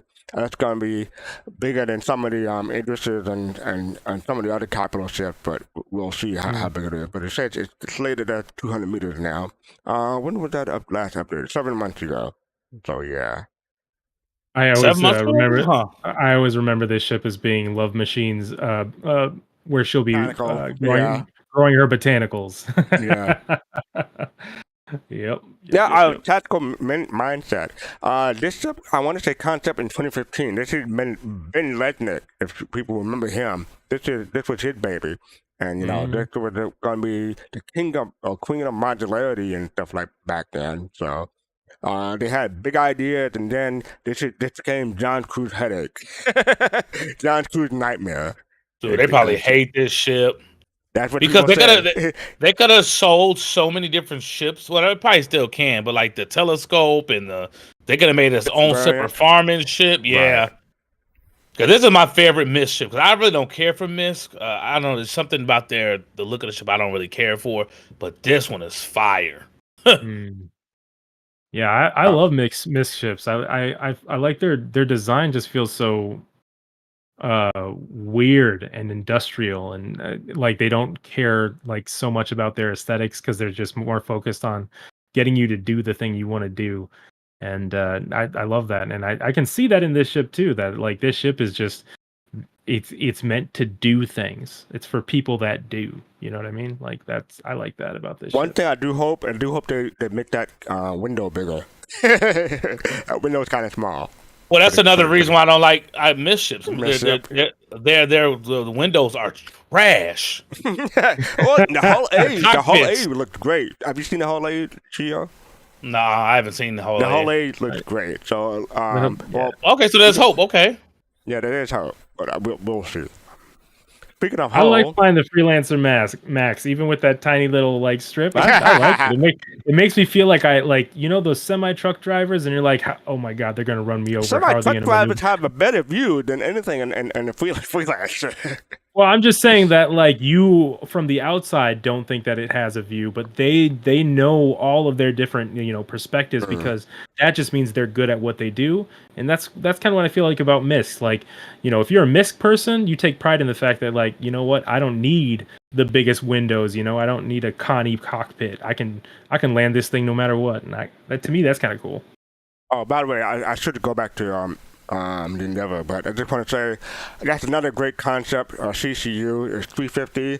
I'm guessing it's going to be 750 to 950 when it releases. It's going to be bigger and well, maybe not 950, 750 is my guess. With all the modules and stuff like that. So yeah, but the base module that comes with it though. I forgot. The how many? Yeah, I think 10 with the master set. Wait, no. What was the base one? It doesn't come with any. No, the base doesn't come with any. Oh, so yeah. I don't know if it's gonna go up to 750. Then it's gonna go more expensive. But 750 with no modules, and you gotta buy them. We'll see. We'll see. Yeah, the 350 is a steal. So definitely get some CCUs and just hold on to them for a long time.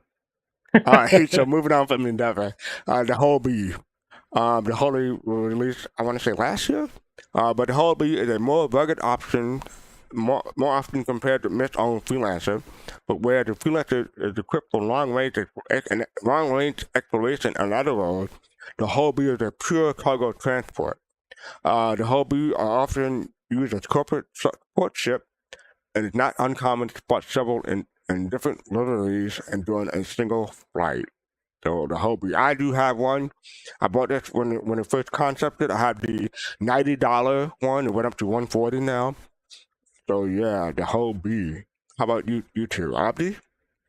Yeah, so I used to have this with my entrepreneur pack, but I have recently upgraded it to the Arastra. So I no longer have it, but this is the reason why. This is the reason why I have a Hull A, or used to have a Hull A, and I liked flying the Hull A. It's kind of a brick. It was actually kind of terrible to fly in Atmo, but it was a fun ship. You know, the fact that you can just like get things to load right on there. I miss the Hull B, and if I have any ship that I might actually figure out how to get into my crew again or get into my hangar again, it's probably this one. Hull C is just a little bit too much for me. Hull B seems like the perfect middle ground, you know, the Goldilocks zone for me.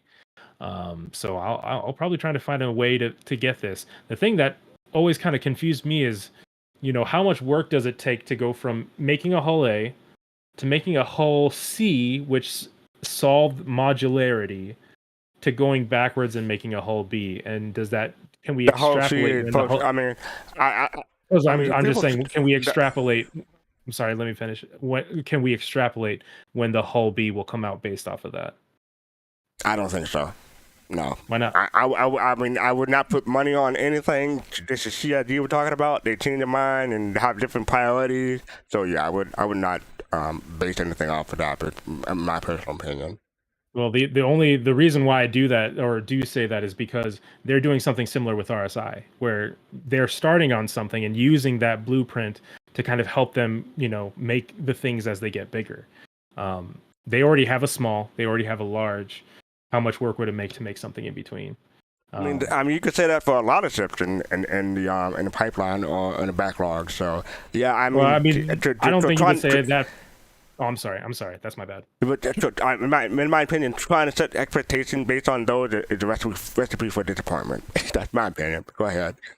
No, I don't see why if they're using similar technology to what they did with the Hull C, why that would be something where, oh, this isn't going to come out for another 3 years. Like, I don't see why that would be the case, especially if they've already made the bigger version and there's reason that it could be in.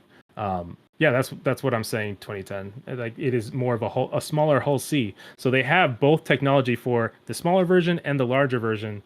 Like, why?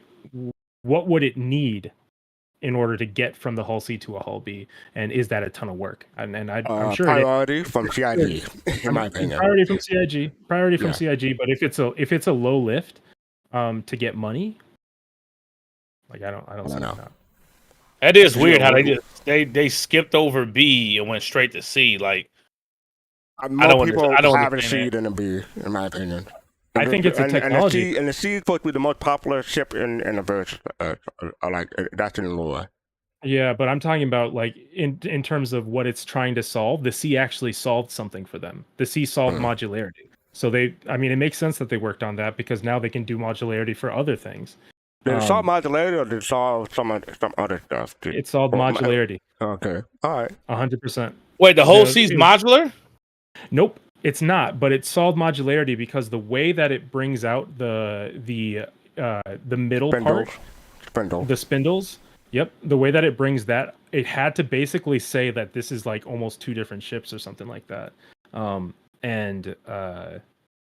that's getting it to talk the back part to talk to the front part and using that middle in between used some of that tech. So literally John Cruz said the Hull C helped us achieve modularity. I remember him saying that. I didn't know that. I learned something new. I can. If you want me to, I'll look. If you want me to like put that. No, I believe you. I believe. Yeah, no problem. Something new. Yeah, don't Abdi, stop. We believe you. I'm happy to look it up. But yeah, that is the whole B. And I'm looking at my time. We are a little bit behind, but yeah, not a little bit, but yeah. So we have the whole D. I'm not going to read it because it's basically similar to the whole B. But yeah, make it quick so we all running behind. Anyone have the whole D? Too big. Too big? I got the D. I got the D all right. I bet you do. But, yes. So yeah, the whole D.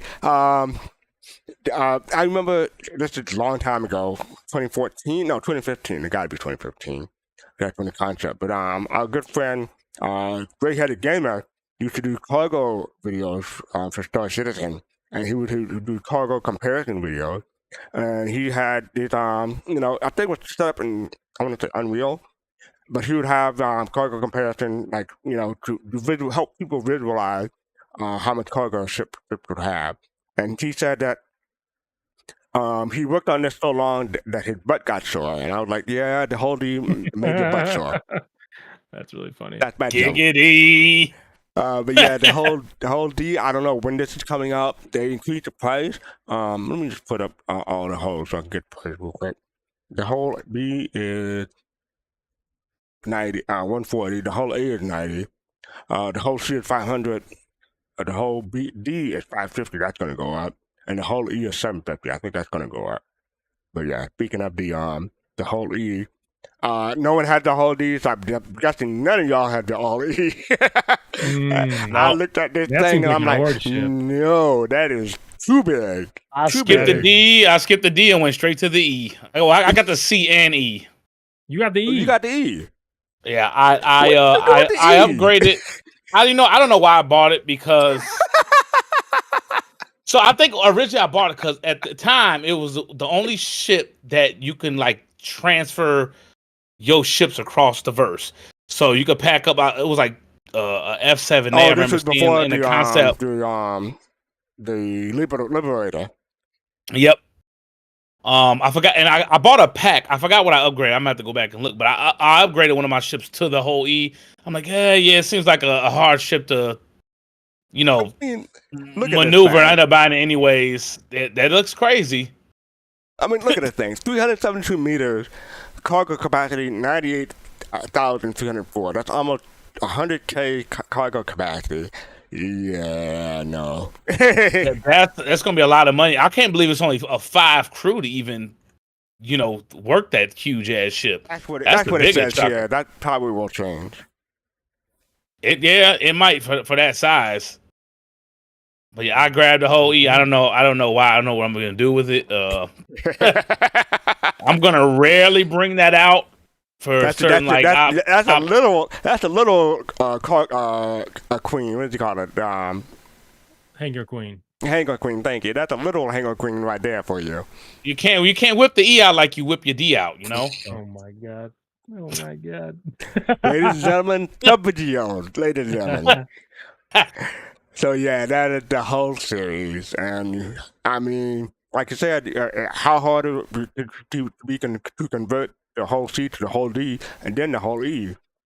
With these questions, I don't know. We'll have to see. That I see. Here's the thing: if they put the whole C out, that means that they feel like it can exist as it is. Even though I've heard a lot of people having problems with it, but the whole D and the whole E require, I think. But what do I know? Just a freaking noob on Twitch, but like this would require the quantum economy, like to me, just because it can carry so much. There isn't a need for it right now. Yeah, quantum economy and server meshing and other systems. So I don't think it's a priority for them, and I don't think it will be till after server meshing. But it's that I don't know about. Yeah, I'm not mad waiting on that shit. That's like one of those Pioneers Endeavor type, like, hey, one of the last ships, because it's going to be very hard to run that ship, and you need some serious tech. It could be needed for Squadron 42. The whole C is probably needed for Squadron 42. So yeah, that makes sense. The whole E and D, maybe not so much. I mean, with the whole C, people always say like you gotta spend money to make money. So right. Like it's one of those ships where you can't just be like, well, I got my 25,000 AUEC, time to make some money, pull out the whole B, the whole C. Like the first time you refuel it, you're going to be in the negative. Poor. So, yeah, you're going to be poor. So like, this is something where you make money doing other stuff, then you bring this out or you just fill it up with less. But even then, I cannot imagine refueling this ship. I would imagine the whole D and E being oil ships. I mean, do you think the whole C is a solo ship in your opinion? The whole seat? I would not when engineering comes out. Mm. And yeah, and like maybe it'll depend because you'll have the tractor beam, and I don't know what it'll look like to load it when that functionality comes out. So Yeah, I mean, Kawadi says it's solvable until it starts to malfunction. Exactly. Yeah, Exactly. so Kawadi agrees with you. All right. And so then we already late and if Kalrati sees you out there in the verse, it's gonna malfunction even faster because you know what he's doing when you see him. You know what he's doing. Run away when you see Kawadi. All right, so now we get up to the Odyssey. The Odyssey survey distant frontiers and explore the further reaches space with the Miss Odyssey, the most advanced and complete exploration ship available for civilians, the Carrot Killer. Designed to be extremely self-sufficient, the Odyssey comes with the onboard refinery with built-in mining tech, expansive capacity for supplies, and a hangar capable of housing a small ship. Along with comprehensive, comfortable accommodations for a crew of 6, discover new life among the stars only from Mist. I will start with the Odyssey. When this thing first came out, sorry. I pulled a Griffin and got it without having all the diesels, all the fat, and then I melted it. It's $700. I don't know. It might become $800 by the time the thing comes out. I did the same thing. Yeah, so, and then the Q&A came out, and I was like, no, this is not for me. Because when it said mobile with refinery and exploration, I thought it was going to be like a good mixed match of Frankenstein, of different aspects of the game. Thank you for the follow, P Barbecue. I thought it was going to be a good mixed match of different aspects of the game, but then it came out that it only can refine quantanium, and I'm like, crap. Oh, well. So how about you let's two? let's be 100% clear. We're talking about these ships, but we're not saying whether they have value or not. We're just talking about what they mean to us personally. If you have this ship and you love this ship, that is 100% valid. Everybody likes this ship for whatever reasons. If you just think it's cool, great. If you think it has great functionality, perfect for you. But I think what is interesting to think about is what the role is compared to what I originally thought. And I originally thought this would be a mining ship. It's not a mining ship. I mean, you got the mining thing right there. Yep, it can mine, but it's an exploration ship, and it uses mining to explore, which is an important thing to think about. So, Rastra now fills this kind of thing, but with mining. But the Odyssey is an exploration ship that can keep going because it mines, and I think honestly that's awesome to me because you're going to be out there in Pyro, you're breaking up things so that you can keep exploring or somewhere else, and no other ship can do that. I had this idea, like I would use this ship to keep my Endeavor and BMM fueled and do other stuff with it while I keep those hitting someplace. But yeah, how about you, Gio? So yeah, I grabbed one of these for sure, and I thought the refinery was going to be like you guys said. You could fuel other ships around you. Once they confirmed you couldn't, I was still okay with it because this ship, it's self-sufficient. You could go out, get mine the rocks for the fuel or whatever. It has a refinery on board. So I looked at it like, hey, my carrot can't do that. I got to go look around and refuel that thing. This thing I can fuel myself whenever I want. I can just keep going and going and going. So that's why I still in my fleet. We'll see how it ends up in game. If it's not better than my character, this will be on the melt list. But this is one of my favorite looking miss ships. Did you pay the full $700 for this, or did you get some kind of discount? Yeah. Nope. I did. I had a LTI token. I did a CCU chain, and I melted that chain before I applied it. So I have it in my buyback if anyone wants a character Odyssey. There you go. The same thing. I have a correct Odyssey in my buyback too. Yeah, so that's where that is. But I'm sorry. So I feel like I just interrupted you, Gio. I'm sorry. Oh no, I didn't have much to say on it. Like I said, it's just a badass looking ship, and I'm curious to see how it actually comes out. Because everyone said this is going to be the carrot killer, so we're going to see. No. Gio, okay, correction. So here's the thing why it kills the carrot to me, and that's just because I'm an industrial person. The carrot will have modules and will have a drone and drone bay and all that kind of stuff. But the thing that's cool about this to me is this can hold a prospector. That's huge. What other ship out there that's kind of industrial and in this weight class can hold a prospector? Carrier can't do that. You know, that's like clutch. that is if you do. I do want to correct Gio real quick on the whole Carrick thing. Not everybody said that. One developer said that because they worked on it and they love the ship. Okay. Oh yeah. But go ahead. I just mean that this, like, if you want to go out there and do mining in deep space, this isn't a mining ship, but it can carry a mining ship, and on top of that, has the tier 2 medbed in it. So, I mean, like, you don't need to bring a C8R. We're just looking at it right there. It's got the medbed and everything. So, like, it's still like a more industrial spec ship in that regard than I think the Carrick is. But that's just my opinion. Just saying. I mean, if you look at exploration, you would want something that can refuel itself. I mean, just off that alone, that seems like it could be a Carrick killer. Like, if I could just go out and I ain't got to worry about, damn, we got to turn around, go get fuel. I mean, that's pretty clutch. That's why I bought it. And the Carrick is more military. I mean, they both should withstand a punch, but the Carrick is more military, and this is more industrial. So, yeah. We're not, advertising or trying to say you should get one of the other. Whatever suits you, like Abdi said, and that's a great point. Yeah. Or you could just be like Gio and buy both like a dumbass. I would definitely not buy both, in my opinion. But that's don't be Gio. Please don't do that, brother. If you ever need crew, you got it here with the Soul Citizens. So just let us know. We'll find enough crew for all the ships that he have. What the hell? Well, it'll be one ship a night, and he'll rotate every Friday or something like that. Tonight we're taking out this big ass ship. I mean, he basically have enough ship for an entire month. Like, he had 30 ships. That's what we should do. One of us are going to crew the Carrick, and the other one's going to crew the Misk Odyssey. And we're going to see who could go the furthest, and who could scan and do. I would definitely. I mean, if you get a full complement of crew, I would think the Odyssey would probably go further. But that's my opinion. We'll see. All right. One thing that I do want to talk about with this ship, though, is I really liked talking about the synergy with other ships.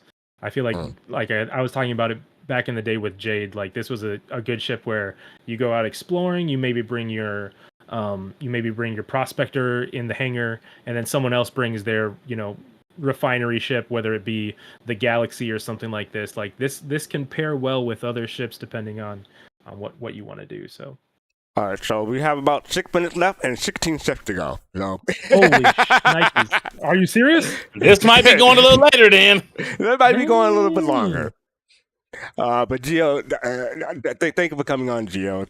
We appreciate you having you. Gio was kind of a last minute addition, but yeah, he's great. So thank you. Oh, but yeah. The Expanse is our last mission. There's not even a thing for the Expanse. So hold on, let me look it up on the other page real quick. Wait, where are you? Okay, so Expanse. I don't know why it doesn't have it on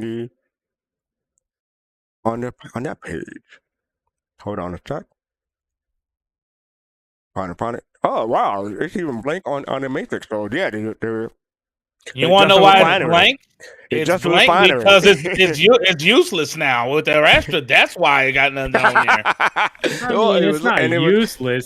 It's and useless. It was last updated 7 months ago. But yeah, it's a solo prospector, but for refining. So like I see the point of it still. I just if you want to do things solo, this is the ship for you. Like, same thing with the prospector. Like, there are times where I'm like, all right, big mining operation, bring out the mole, bring out the Arastra. But there are times where it's just like, this is like, like midnight, dad hours, everybody's asleep. I only got one person, that's me on this ship. So I'm taking out my solo prospector, I'm taking out my solo Expanse, seeing what I can make out there in the verse. And basically with this ship, I would assume that you're just typing into chat saying, hey, anybody need anything refined for, X amount or something like that. And entry level refining. This might be the test bed. Like, the first ship to come out with refining might be this. I don't know for sure, but like that would make a lot of sense to me, so that they can get it in game. So it's smaller. It's maybe less going on than other ships that have refining, like the Galaxy or the Arastra, or the what's the other refining ship? The frickin' the big boy. Oh, you're talking about the Orion. The Orion. No, not just the Orion for sure. But then what's the other one that's like the FPS ship? The one that's in Xeno Threat you have to go on board. It's this Starfarer. The Starfarer. That has refining on it too, right? I forget. It refines hydrogen fuel or something? I can't remember. Hey, thank you, Jay. Does the Starfarer have refining on it too? I might be wrong. I'll see. But yeah, if I'm wrong, I'm gonna get kicked off. Gio Kazi, thank you for the follow. Gio, to try to move it along a bit. Do you have the expanse? No, I did not grab this ship. I do love the front of it. I want more entrances walking in from the front. That looks dope. I love the front of this ship, but I didn't quite care for it. Yeah, I mean, I thought about it, but I was like, I'll probably get the prospector before this, but I'm trying to look up something real quick. So this was a casualty of IAE for me. So this was upgraded to the Arastra. I think I didn't get it because as well I wanted it to be a what's the Argo ship. I was tired of getting all the industrial ships. Oh, okay. Argo needs to be filled out more. So if this was an Argo single ship, I would have bought it right away. All right. So that's it for the expanse. But I just want to say, remember the can. Anyway. Some people got that. Now we're gonna move on to Origin. Oh, by the way, the expanse is 150 for our site credit. But now Origin, G12 and the G12A and the G12R. We're gonna probably put all these in one go. But took to the edge of the galaxy with confidence thanks to the Origin trademark build, quality, and design, built with the most extreme environments in mind. The G12 suits all types of planetary travel, from adventuring tundra to sightseeing. So I'm gonna start with this. I kind of got these when it first came out. Oh well, no, that's not true. I got the CCUs because I wasn't sure about these, but then I melted the CCUs because I decided not to get these. But yeah, what do other people think? What did Griffey give us to talk about Origin? Like an hour? No. 10 minutes, but still, no. I'm surprised. I didn't get an hour on Origin, but yeah, I bought the 3-pack. These are the fanciest looking ground vehicles to me. I'm very interested how they're going to turn out, and especially how the vehicles they've been cranking down the speeds, which I don't know. I haven't played in a while, but if you keep cranking them speeds down, they're going to feel even more used to some of these ground vehicles. So if they keep lowering, I'm gonna have to melt some ground vehicles. I'm not. They're too slow already. I did that years ago, Gio. I melted all my ground vehicles. I don't have the Dragonfly. I don't have the. Not even a Great Cat Mole. I mean, what's the Great Cat? The little mining one. Well, the PTV I do because I got that as a referral thing. But yeah, he was talking about the Rock. My bad. The Rock. That's it. You ain't got a Rock either. No. Wow. You can earn that stuff in game right now, but who knows how much it's going to be when it's actually full release. Some of that stuff might be way more expensive and harder to get than it is right now. But the G12, I have a rover with my Aquila, so I'm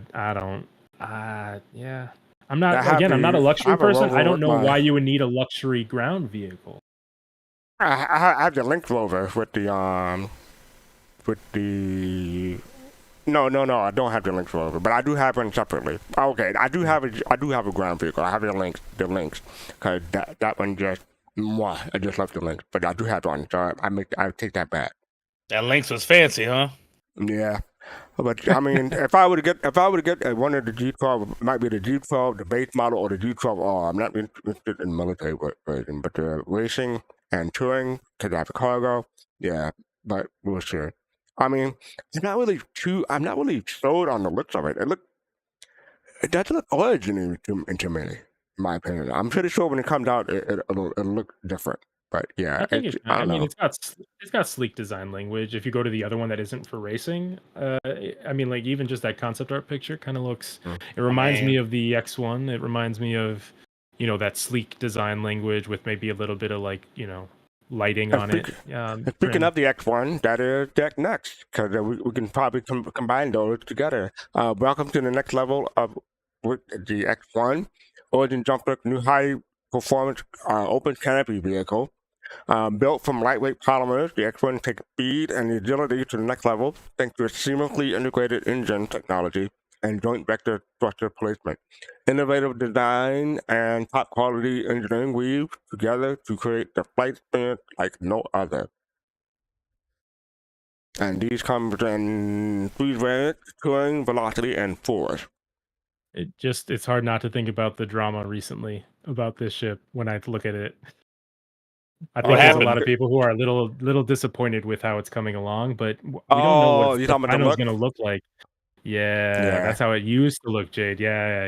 And I don't have any skin in the game on this, though. I don't have any skin in the game on this. So let me say this real quick. So this is last updated 2 weeks ago.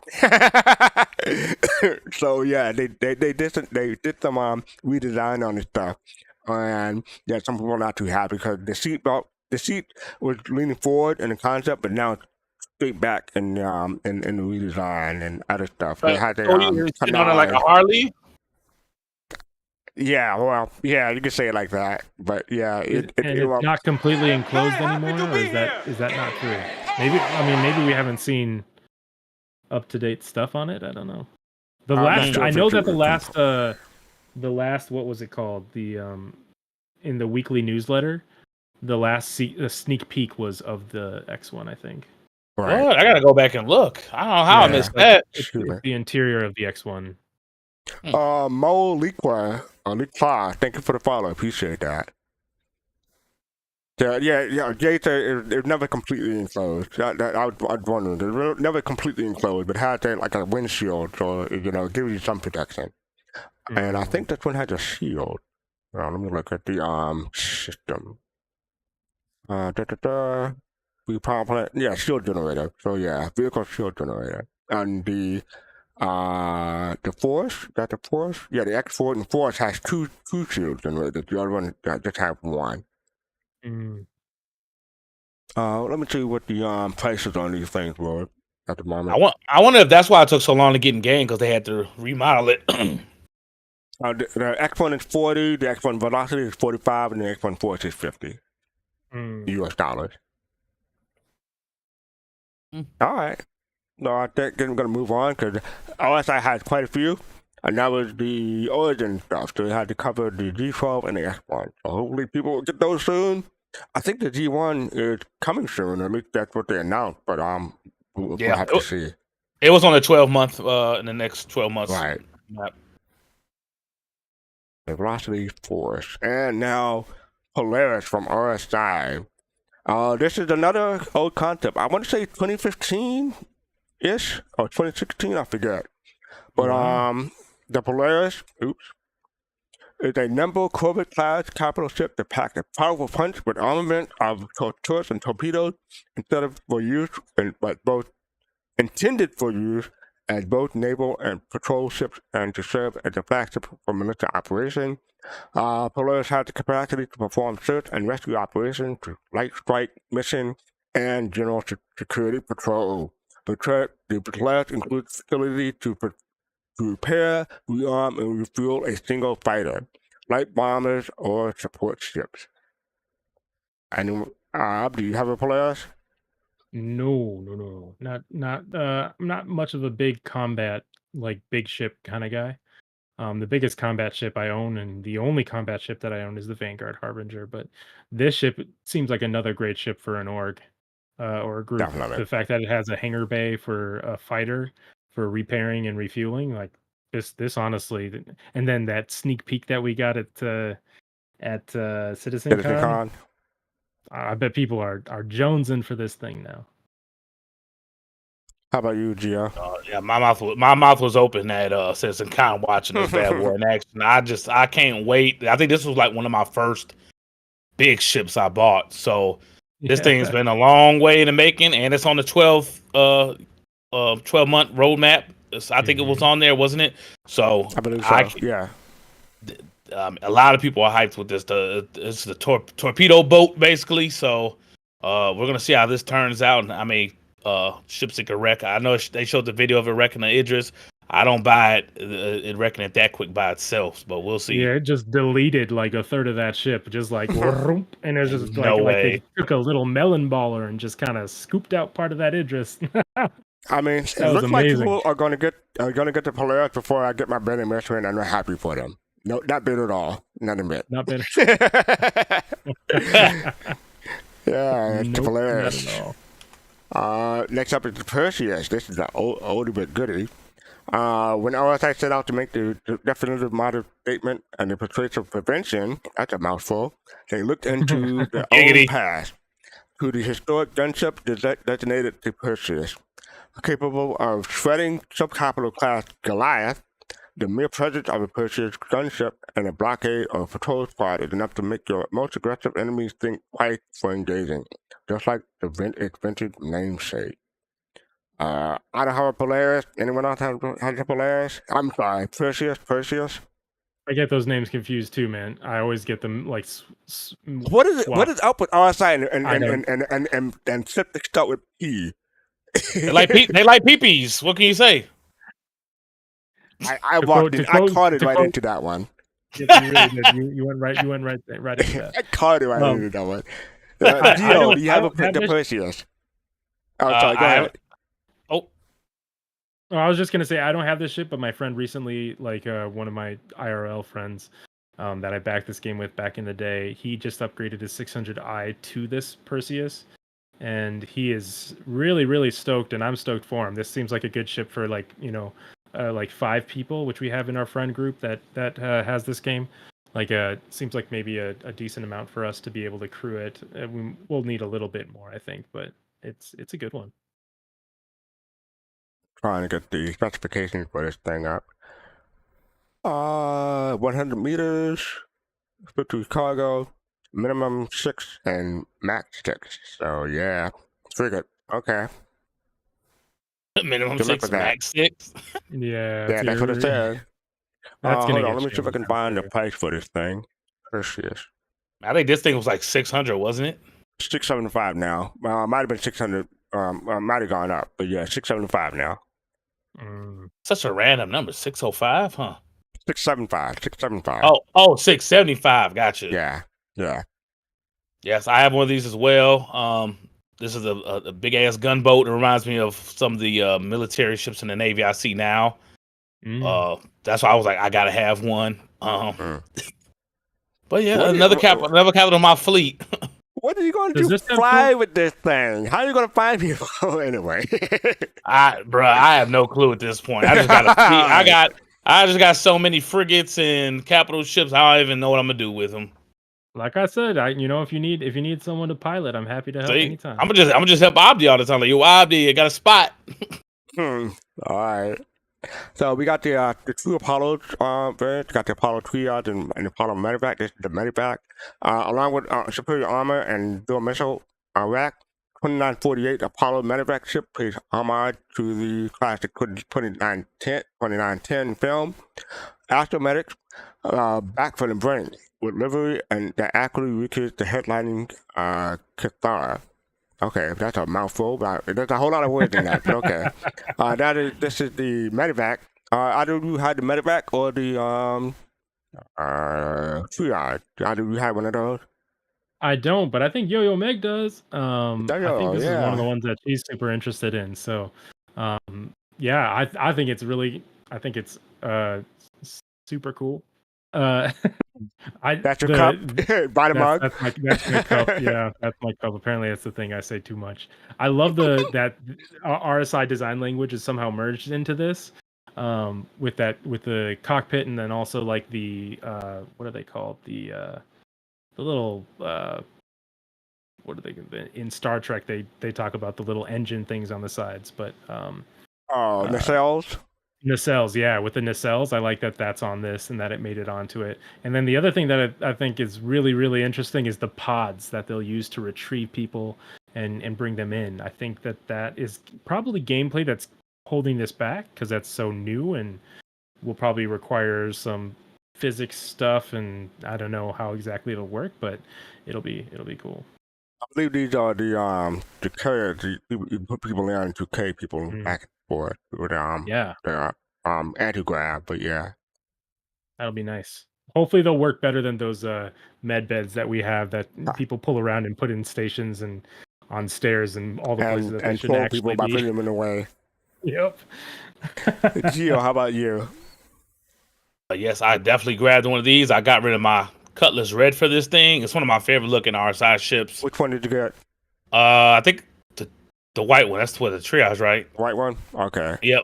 Yeah. Can someone explain what the difference is to me? I forget what the difference is between the triage and this one. Hold on. I want to say the triage is more armored, I think. Was it? Okay, so this is the gold standard in rapid emergency response. This is more for emergency. It provides critical aid in the known universe. This might be faster and more maneuverable than the other one. I'm not sure.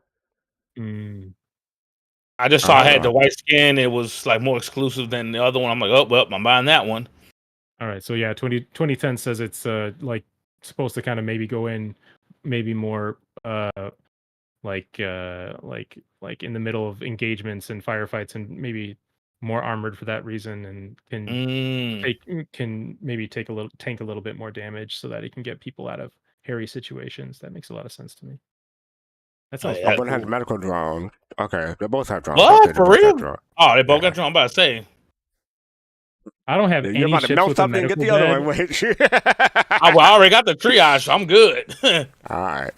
I just don't know what size beds it got in it. I don't know. Was it size 2 or size 3? You're talking about tier? Is this the only one with a size 1? The tier, yeah. I mean, my fault. Tier 1, tier 2 better than tier 3. This might be the only one with a tier 1. I know. Oh, tier 1 is the best one. Yep. Yeah, tier 1. I don't think these have tier 1. No, these are too small and like Are you sure? Because like it's dedicated. I thought it. Maybe someone can correct me in chat. I think they announced something and then changed their minds later. Tier 2 modules. Okay. Each can be 1-1 or 2-2 or 3-3. Oh, right, the modular thing. Yeah, that's probably what's holding back the modularity. So you can have a tier 1 medbed on this. It sounds like clutch. It probably doesn't come stock though. That means that people will be coming back on these ships, and you can't do that on the Carrack or the Odyssey because I think those are tier 2. The Galaxy has tier 1. Okay, all right. Does it? Oh, yeah. Yep. Wow. Yeah, when they specialize for it, it sounds like they want you to really be able to do the whole thing. So that's cool. The Orion. I'm not going to spend too much time on this. This is a big ass mining ship and refinery. I'll read a little bit. RSI goal has always been to make the stars available to individual citizens. Now with the RSI mining platform, RSI letting individuals take over projects formerly controlled by mega corporation. I'll stop right there. But yeah, this is something that people have been looking forward to for a long time. Hold on, let me see something real quick. The Apollo were 250 and 275 for the triage and medevac, respectively. The Orion is 650. 650? That's pretty cheap for a big ass ship. That's gonna get raised up through the roof. It kind of already did because I think it started off at 400. Was it 350 or 400? One of those two. No, I don't think it was 350. I don't think it's 400. I want to say 450. I don't know. We have to look. Somebody can look up at the Wikipedia entry, not Wikipedia, the Wiki tool, Star Citizen tool, and get the original thing. Yeah, you can get it right now for a cool $2,500 from the Tycoon package if you want that. If you want it now, or you can just wait for the next IEE or IEE sale next year. But yeah. Amazing. Oh, this is an org ship. Yeah, there's definitely an org ship. Yeah, it was 325 that concept. Wow, what a steal! Yep. Really, 325? Man, wow. I gotta go back and look. Yeah, because it's in my fleet. But this thing, it looks old now. You look at the Arastra compared to this. I'm like, man, I don't know. The Arastra's doing some work, man, against the Orion. Speaking of the Arastra, that was just released, and it is in the backlog now. The Arastra RSI is disrupting the industrial sector with an all-new approach to deep space mining, extract, refine, and haul huge volumes of ore in one powerhouse vessel, all with a maximum crew of 5. Brother, this disrupted my fleet, man. This disrupted my whole IAE. I did not think I was going to get this ship. I even put some Twitter posts out there that like nothing looks interesting to me. And then they said it had an onboard refinery, and I was like... You did one of those memes? I was like, oh. She's like, I gotta have it. See, I wasn't gonna buy it because I was salty at first when CIG let us vote and the community voted on another goddamn RSI ship. I'm like, why couldn't Argo have it? Like, we just went through like 3 capitals back to back, and then they added another one. I'm not gonna lie to you. I prefer the RSI design language over Argo, so that's why. Are you tripping? I'm not getting one. You tripping, player? Like, hold on. Let me bring you all together. No, I'm just kidding. I do like I do like both. I think RSI and Argo have their own merits. The only reason why I feel like it makes sense that RSI has another ship is because in lore, I'm like put up my glasses here, but in lore, the RSI's been around the longest. So I mean, they've had more time to figure it out. I know, right? Like they've been around the longest. So you know, I feel like RSI deserves it. So I would like to see more from Argo, and I hope we do get to see more. And it was voted on. Yep. Go on. I don't want them to let us vote no more. Like just because the community, they're just gonna trusted. Yeah, they're just gonna vote off nostalgia. They're not gonna think logically. Like, hey, Aegis has too many ships. Robert RSI has too many ships. Like, let someone else fill out their ship log. Like, I'm done with Aegis and RSI. I'm done. Compared to Aegis and Anvil, RSI had fewer ships than both of those. But. I don't know. It's up there with them now. I mean, like Anvil, everyone's looking for an Anvil capital ship. So I'm excited to see what the potential is for that. And Argo, yeah, definitely. There's definitely some spots to fill in. We'll see. Yeah, I didn't get I didn't get this because it doesn't fit my gameplay, so I passed on it. But I do love the design language and the look of it. So maybe not. I thought you said you like refineries. No, that was me. I mean, Fastcart did too. One of his ships earlier, I thought he liked it. I mean, I was talking about the Odyssey and stuff like that, but I melted it. But yeah, I changed my mind. Gotcha. My whole B turned into an Arastra, and I have no regrets. I think it'll be a good one for it. It'll be a good group mining ship. The RSI Galaxy, featuring a full modular design and onboard hangar capable of deploying small ship. The cutting-edge Galaxy had versatility built into its DNA, with a highly configurable main deck that can be outfitted with comprehensive facilities to support cargo, medical, and refining operations. So this is one of those refining ships.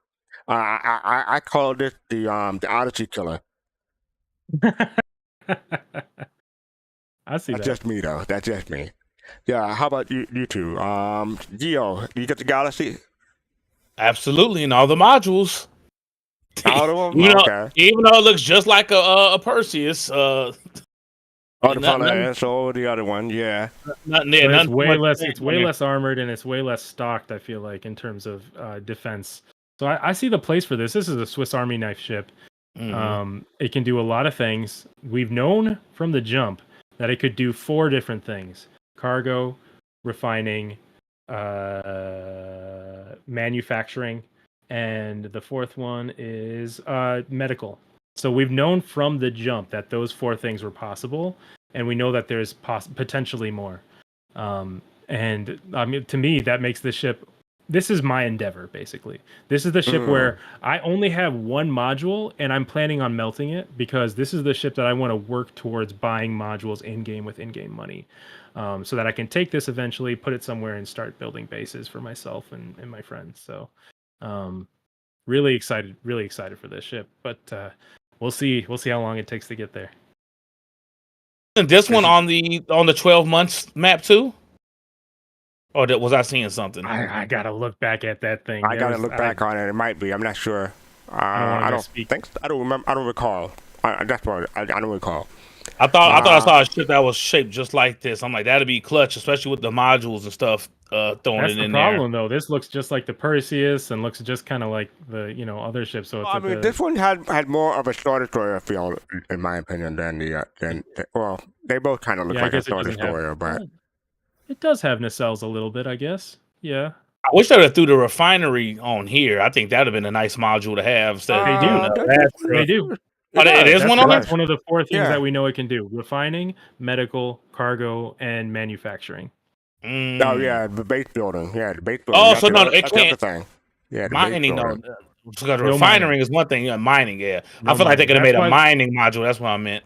That's why I think this pairs well with the Odyssey, because the Odyssey can put a prospector on it, can be out there indefinitely, can make the things to put on the refinery for the galaxy, and kind of a enclosed loop there a little bit. Okay, CIG, I'm giving you the eye right now. I'm looking at this thing. Minimum crew 1. Seriously?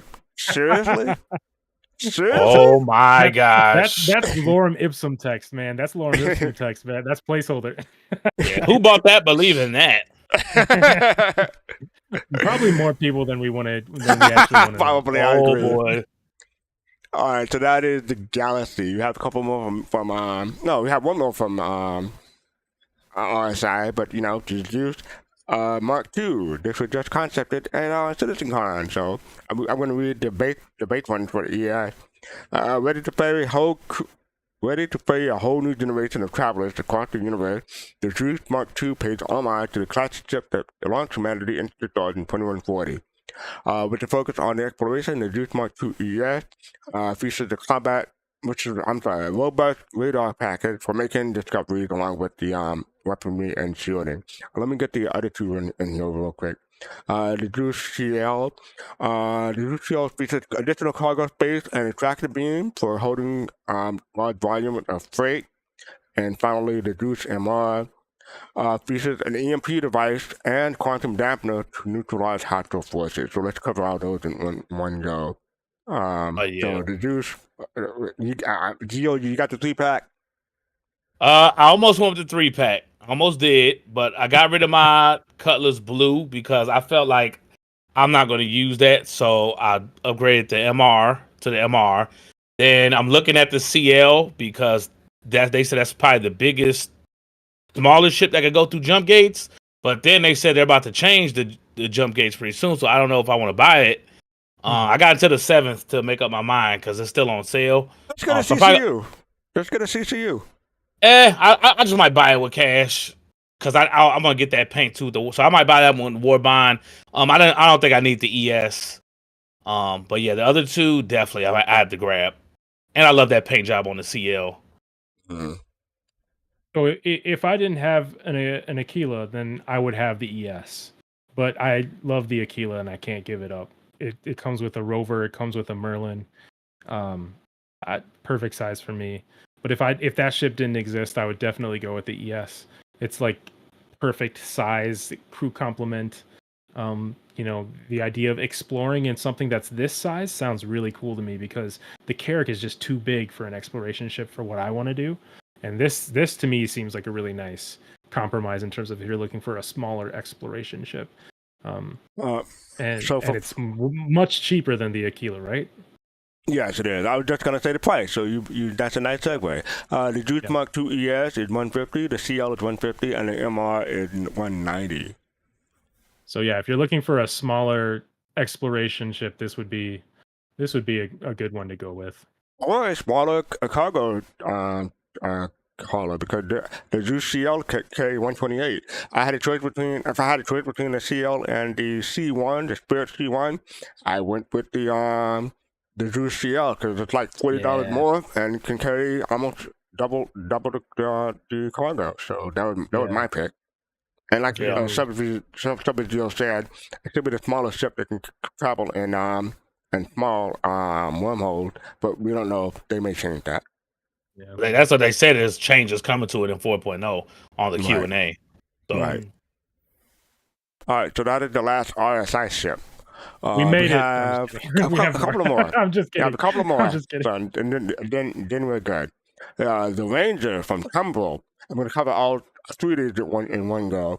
With a powerful proprietary frame, with a powerful frame, proprietary X-Tech adapters and tread tires, and reactive response precision steering and braking, the Tunnel Ranger let you embrace the renegade spirit of open road while staying thoroughly grounded. Born to tame the wild frontier, the Ranger TV takes adventure touring to the next level and delivers the good with the auxiliary tank and custom 0.375 SCU Pania. And real quick, go to the RSC, read the last line.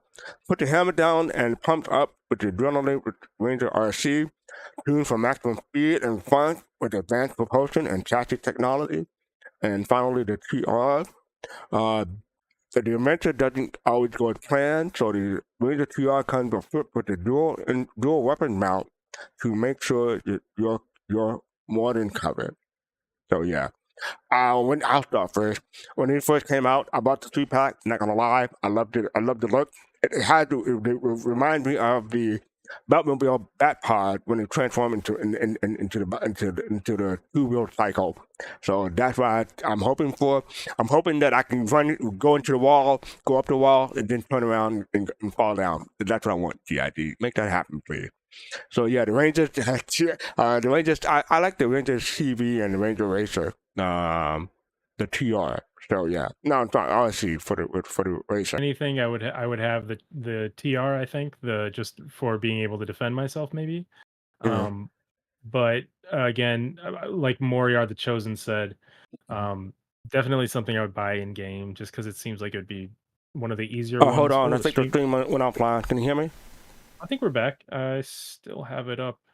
We flickered for a minute and came back. Okay, yeah, I'm sorry. Go ahead. It was a flicker. But refresh if you're. I mean, I guess that. Yeah, I'm typing refresh. Okay, sorry about that. Go ahead. Yeah, no, that was it. I don't have much to say. It just seems like something you'd see roving gangs on planets use, and seems kind of fun to pick them off with a sniper, maybe. Thank you for the DMs about the show. Appreciate it. Yeah, we're back. My bad. So yes. Geo, Humble Ranger. So like you, I bought the 3-pack as well because these things look like freaking Batman, the Batman bike. So I had to have them. I'm not the only one. I thought you're the first person I heard beside me to say that, Gio. Thank you.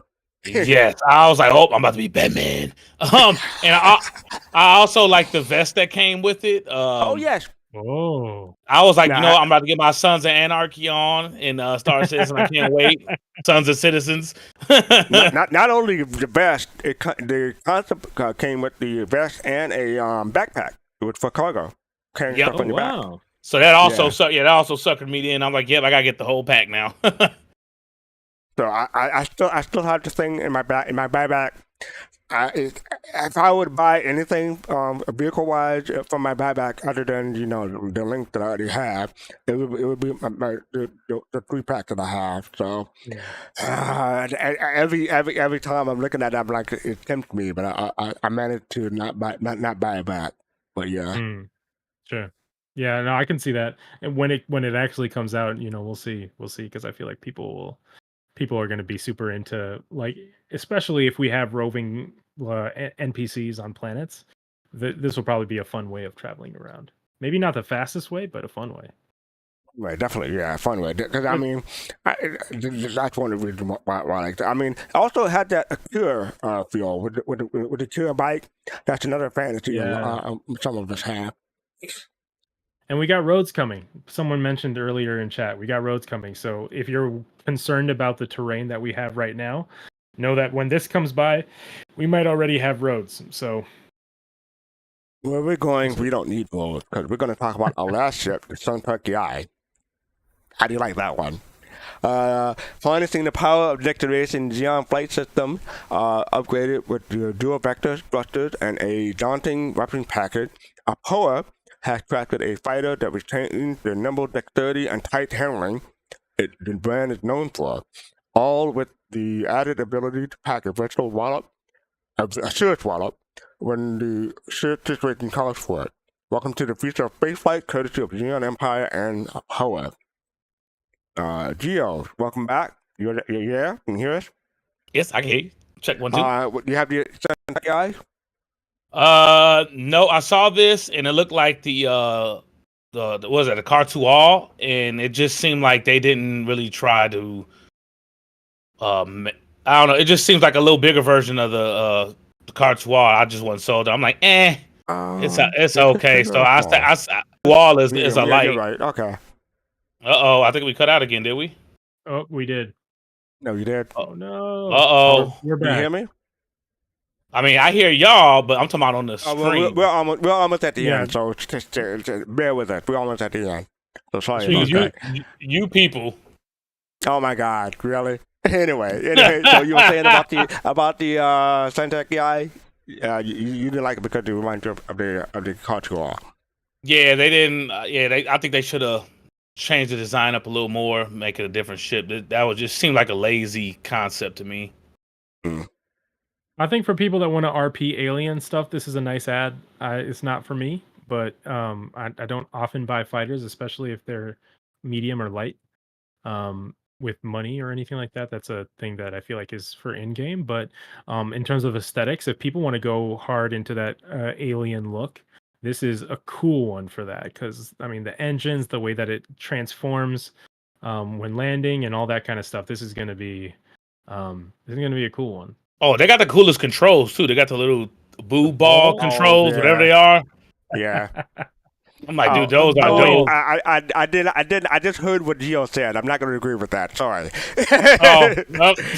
I heard balls. I didn't hear the word before balls. My bad. Anyway, so yeah, that is the Stuntech guy. Real quick, we do have one quick Q&A. Before we go, how's everyone doing today? How's everyone's day doing? My day is doing just great. Thank you. That is from Fiery Official. So thank you for that. Appreciate it. How's everybody's day doing? Real quick. I'm having a great day. I just made a chicken parmesan from scratch for my family. Fried it up on the cast iron skillet. So I'm doing all right. That was pecorino romano, mozzarella. Made my own homemade sauce, so I'm doing good, man. I'm happy. And Gia, how's their day doing? It's fantastic. I'm chilling with the Soul Citizens, so what better place to be? And the place to be. All right, so up next we're talk about new shows. Abdi, you want to talk about Soul Talk real quick? I would love to talk about Soul Talk. Soul Talk is Fast Cart's show. It's stand up at the Apollo. I'm just kidding. Hey, that's one way to do it. Yeah. No, it's a wonderful show. So here at Soul Citizens, I feel like we focus a lot on not just what we say to the community, but having the community have a chance to be on the show as well. So at Soul Talk, we talk about the news of the week, anything from ISC to roadmap roundups to subscriber gear updates, anything that CIG releases throughout the week, we talk about, and you have a chance to be on that show as well. Check out our Discord links. If you want to actually get on the show, get on our Discord, hop in voice chat, and everyone gets a chance to talk about and react to the news of the week. So it's a great show, and definitely recommend it. I'm going to give Gio a break and cover Soul Voices and Soul Citizens for next week. Soul Voices is Griffin's show, and we talk one-on-one what's going on with Soul Citizens that week, but it's more one-on-one than a group conversation. You get to come in with Griffin. Griffin covers something from Spectrum, covers something from Reddit, and probably covers something from in the industry in general, or he just goes on his own and just, comes up with whatever is topical that week. So that is Soul Voices. That's 3 p.m. Eastern, 8 p.m. UTC. Thank you for that. And next week at 8 p.m. Eastern, 2 a.m. UTC, we're covering on December 10th. What did we learn? Basically, it's a overview of what happened in 2023 or 2953 if you're going in lore. So that'll be next week, 8 p.m. Eastern, 2 a.m. UTC. So thank you for that. Oh, and also Soul Voices part of Pod Chat Saturday. Have Paul show the captain table at 6 p.m. Eastern and cover Relay Station at 9 p.m. Eastern. So that's that. Hold on, let me bring up something real quick for myself because I forgot to do that. Okay, so thank you. Yes, we already did Q&A. So but if you want to follow us on social media, we're Soul Citizen with S on the end everywhere. Next, we do sell merchandise. Click the link below for merchandise. If you want to support us, you can buy merchandise or hit like, subscribe, or follow, depending on what platform you're on. And make sure you hit notification for you to get notified when we go live. And I don't think before we go out, can I ask a couple things? SubVeGio is getting back on making content for YouTube, and it is amazing vlog content / CIG content. So I appreciate it, Abdi. Yeah, can we get shout outs for SubVeGio, and then I'll put it there goes the video. I just posted it. Go ahead. Yeah, thank you. Okay, thank you for that. Yeah, he did a great vlog. I watched the first one, going to traveling to CitizenCon. I haven't watched the second one yet. I've been meaning to get back to that. Thank you for the link. Appreciate it. Abdi, give us your info, please.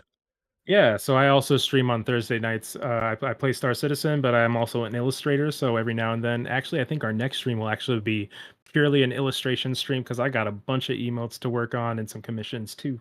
But we talk about Star Citizen and play Star Citizen and illustrate at the same time. So AbdiYohan on Twitch and on Twitter as well. If you want to see my tweets, I guess I don't know. I'm gonna have to hit you up for some art for my channel too. Yo, let's talk about it. But I'm gonna have to put you on a backlog because now that I'm on the backlog. The Geo ship is on a backlog. 2 year backlog. You're gonna be like the Endeavor. It'll come out. It'll come out when the game launches. Oh, I see how it is. Yo, Fastcart, you have any shows coming up on? Thank you for asking that. Matter of fact, I do. I have the People's Radio. I do a show on People's Radio third Friday of every month. So in 2 weeks, I'll be doing Flight Rhythm, typically soul R&B and some Japanese R&B. It's a lot of fun to do. And you said Japanese R&B? Yeah, man. I gotta hear that. That sounds different. I'll give you a list after the show. But that's Flight Rhythm. And not only that, Griffin has a show, Night Mix, and Dark Knight 75 has a show. It's House of Blues, something like that. House something. And shout out to Jade for putting it Night all Mix together. with Griff, and what is DK House Session? Thank you, Jade. Thank you for that. And Jade has a show too. How I forget? Give us your show, Jade. I'm typing it right now. the delay. Sky session, right? Friday mix though. Okay, thank you for that, Jay. So that's all on the People Radio. So the link is above. We got a lot of DJs in this group. I gotta step my game up. I got a turntable. I just don't know what the hell it's still in the box. I bought it like 2 years ago. So I'm kind of a fraud. He doesn't know how it works. If you want me to pilot the turntable, I'll come on and see. There you go. I'm just kidding. See, now I got you on the ship. You can be a turntable DJ. That's what we need. CIG. We need some DJ booths on these 890s and stuff. In the Phoenix. So would agree. With that, we don't have a raid, so I'll just tune out by saying peace, love, and soul.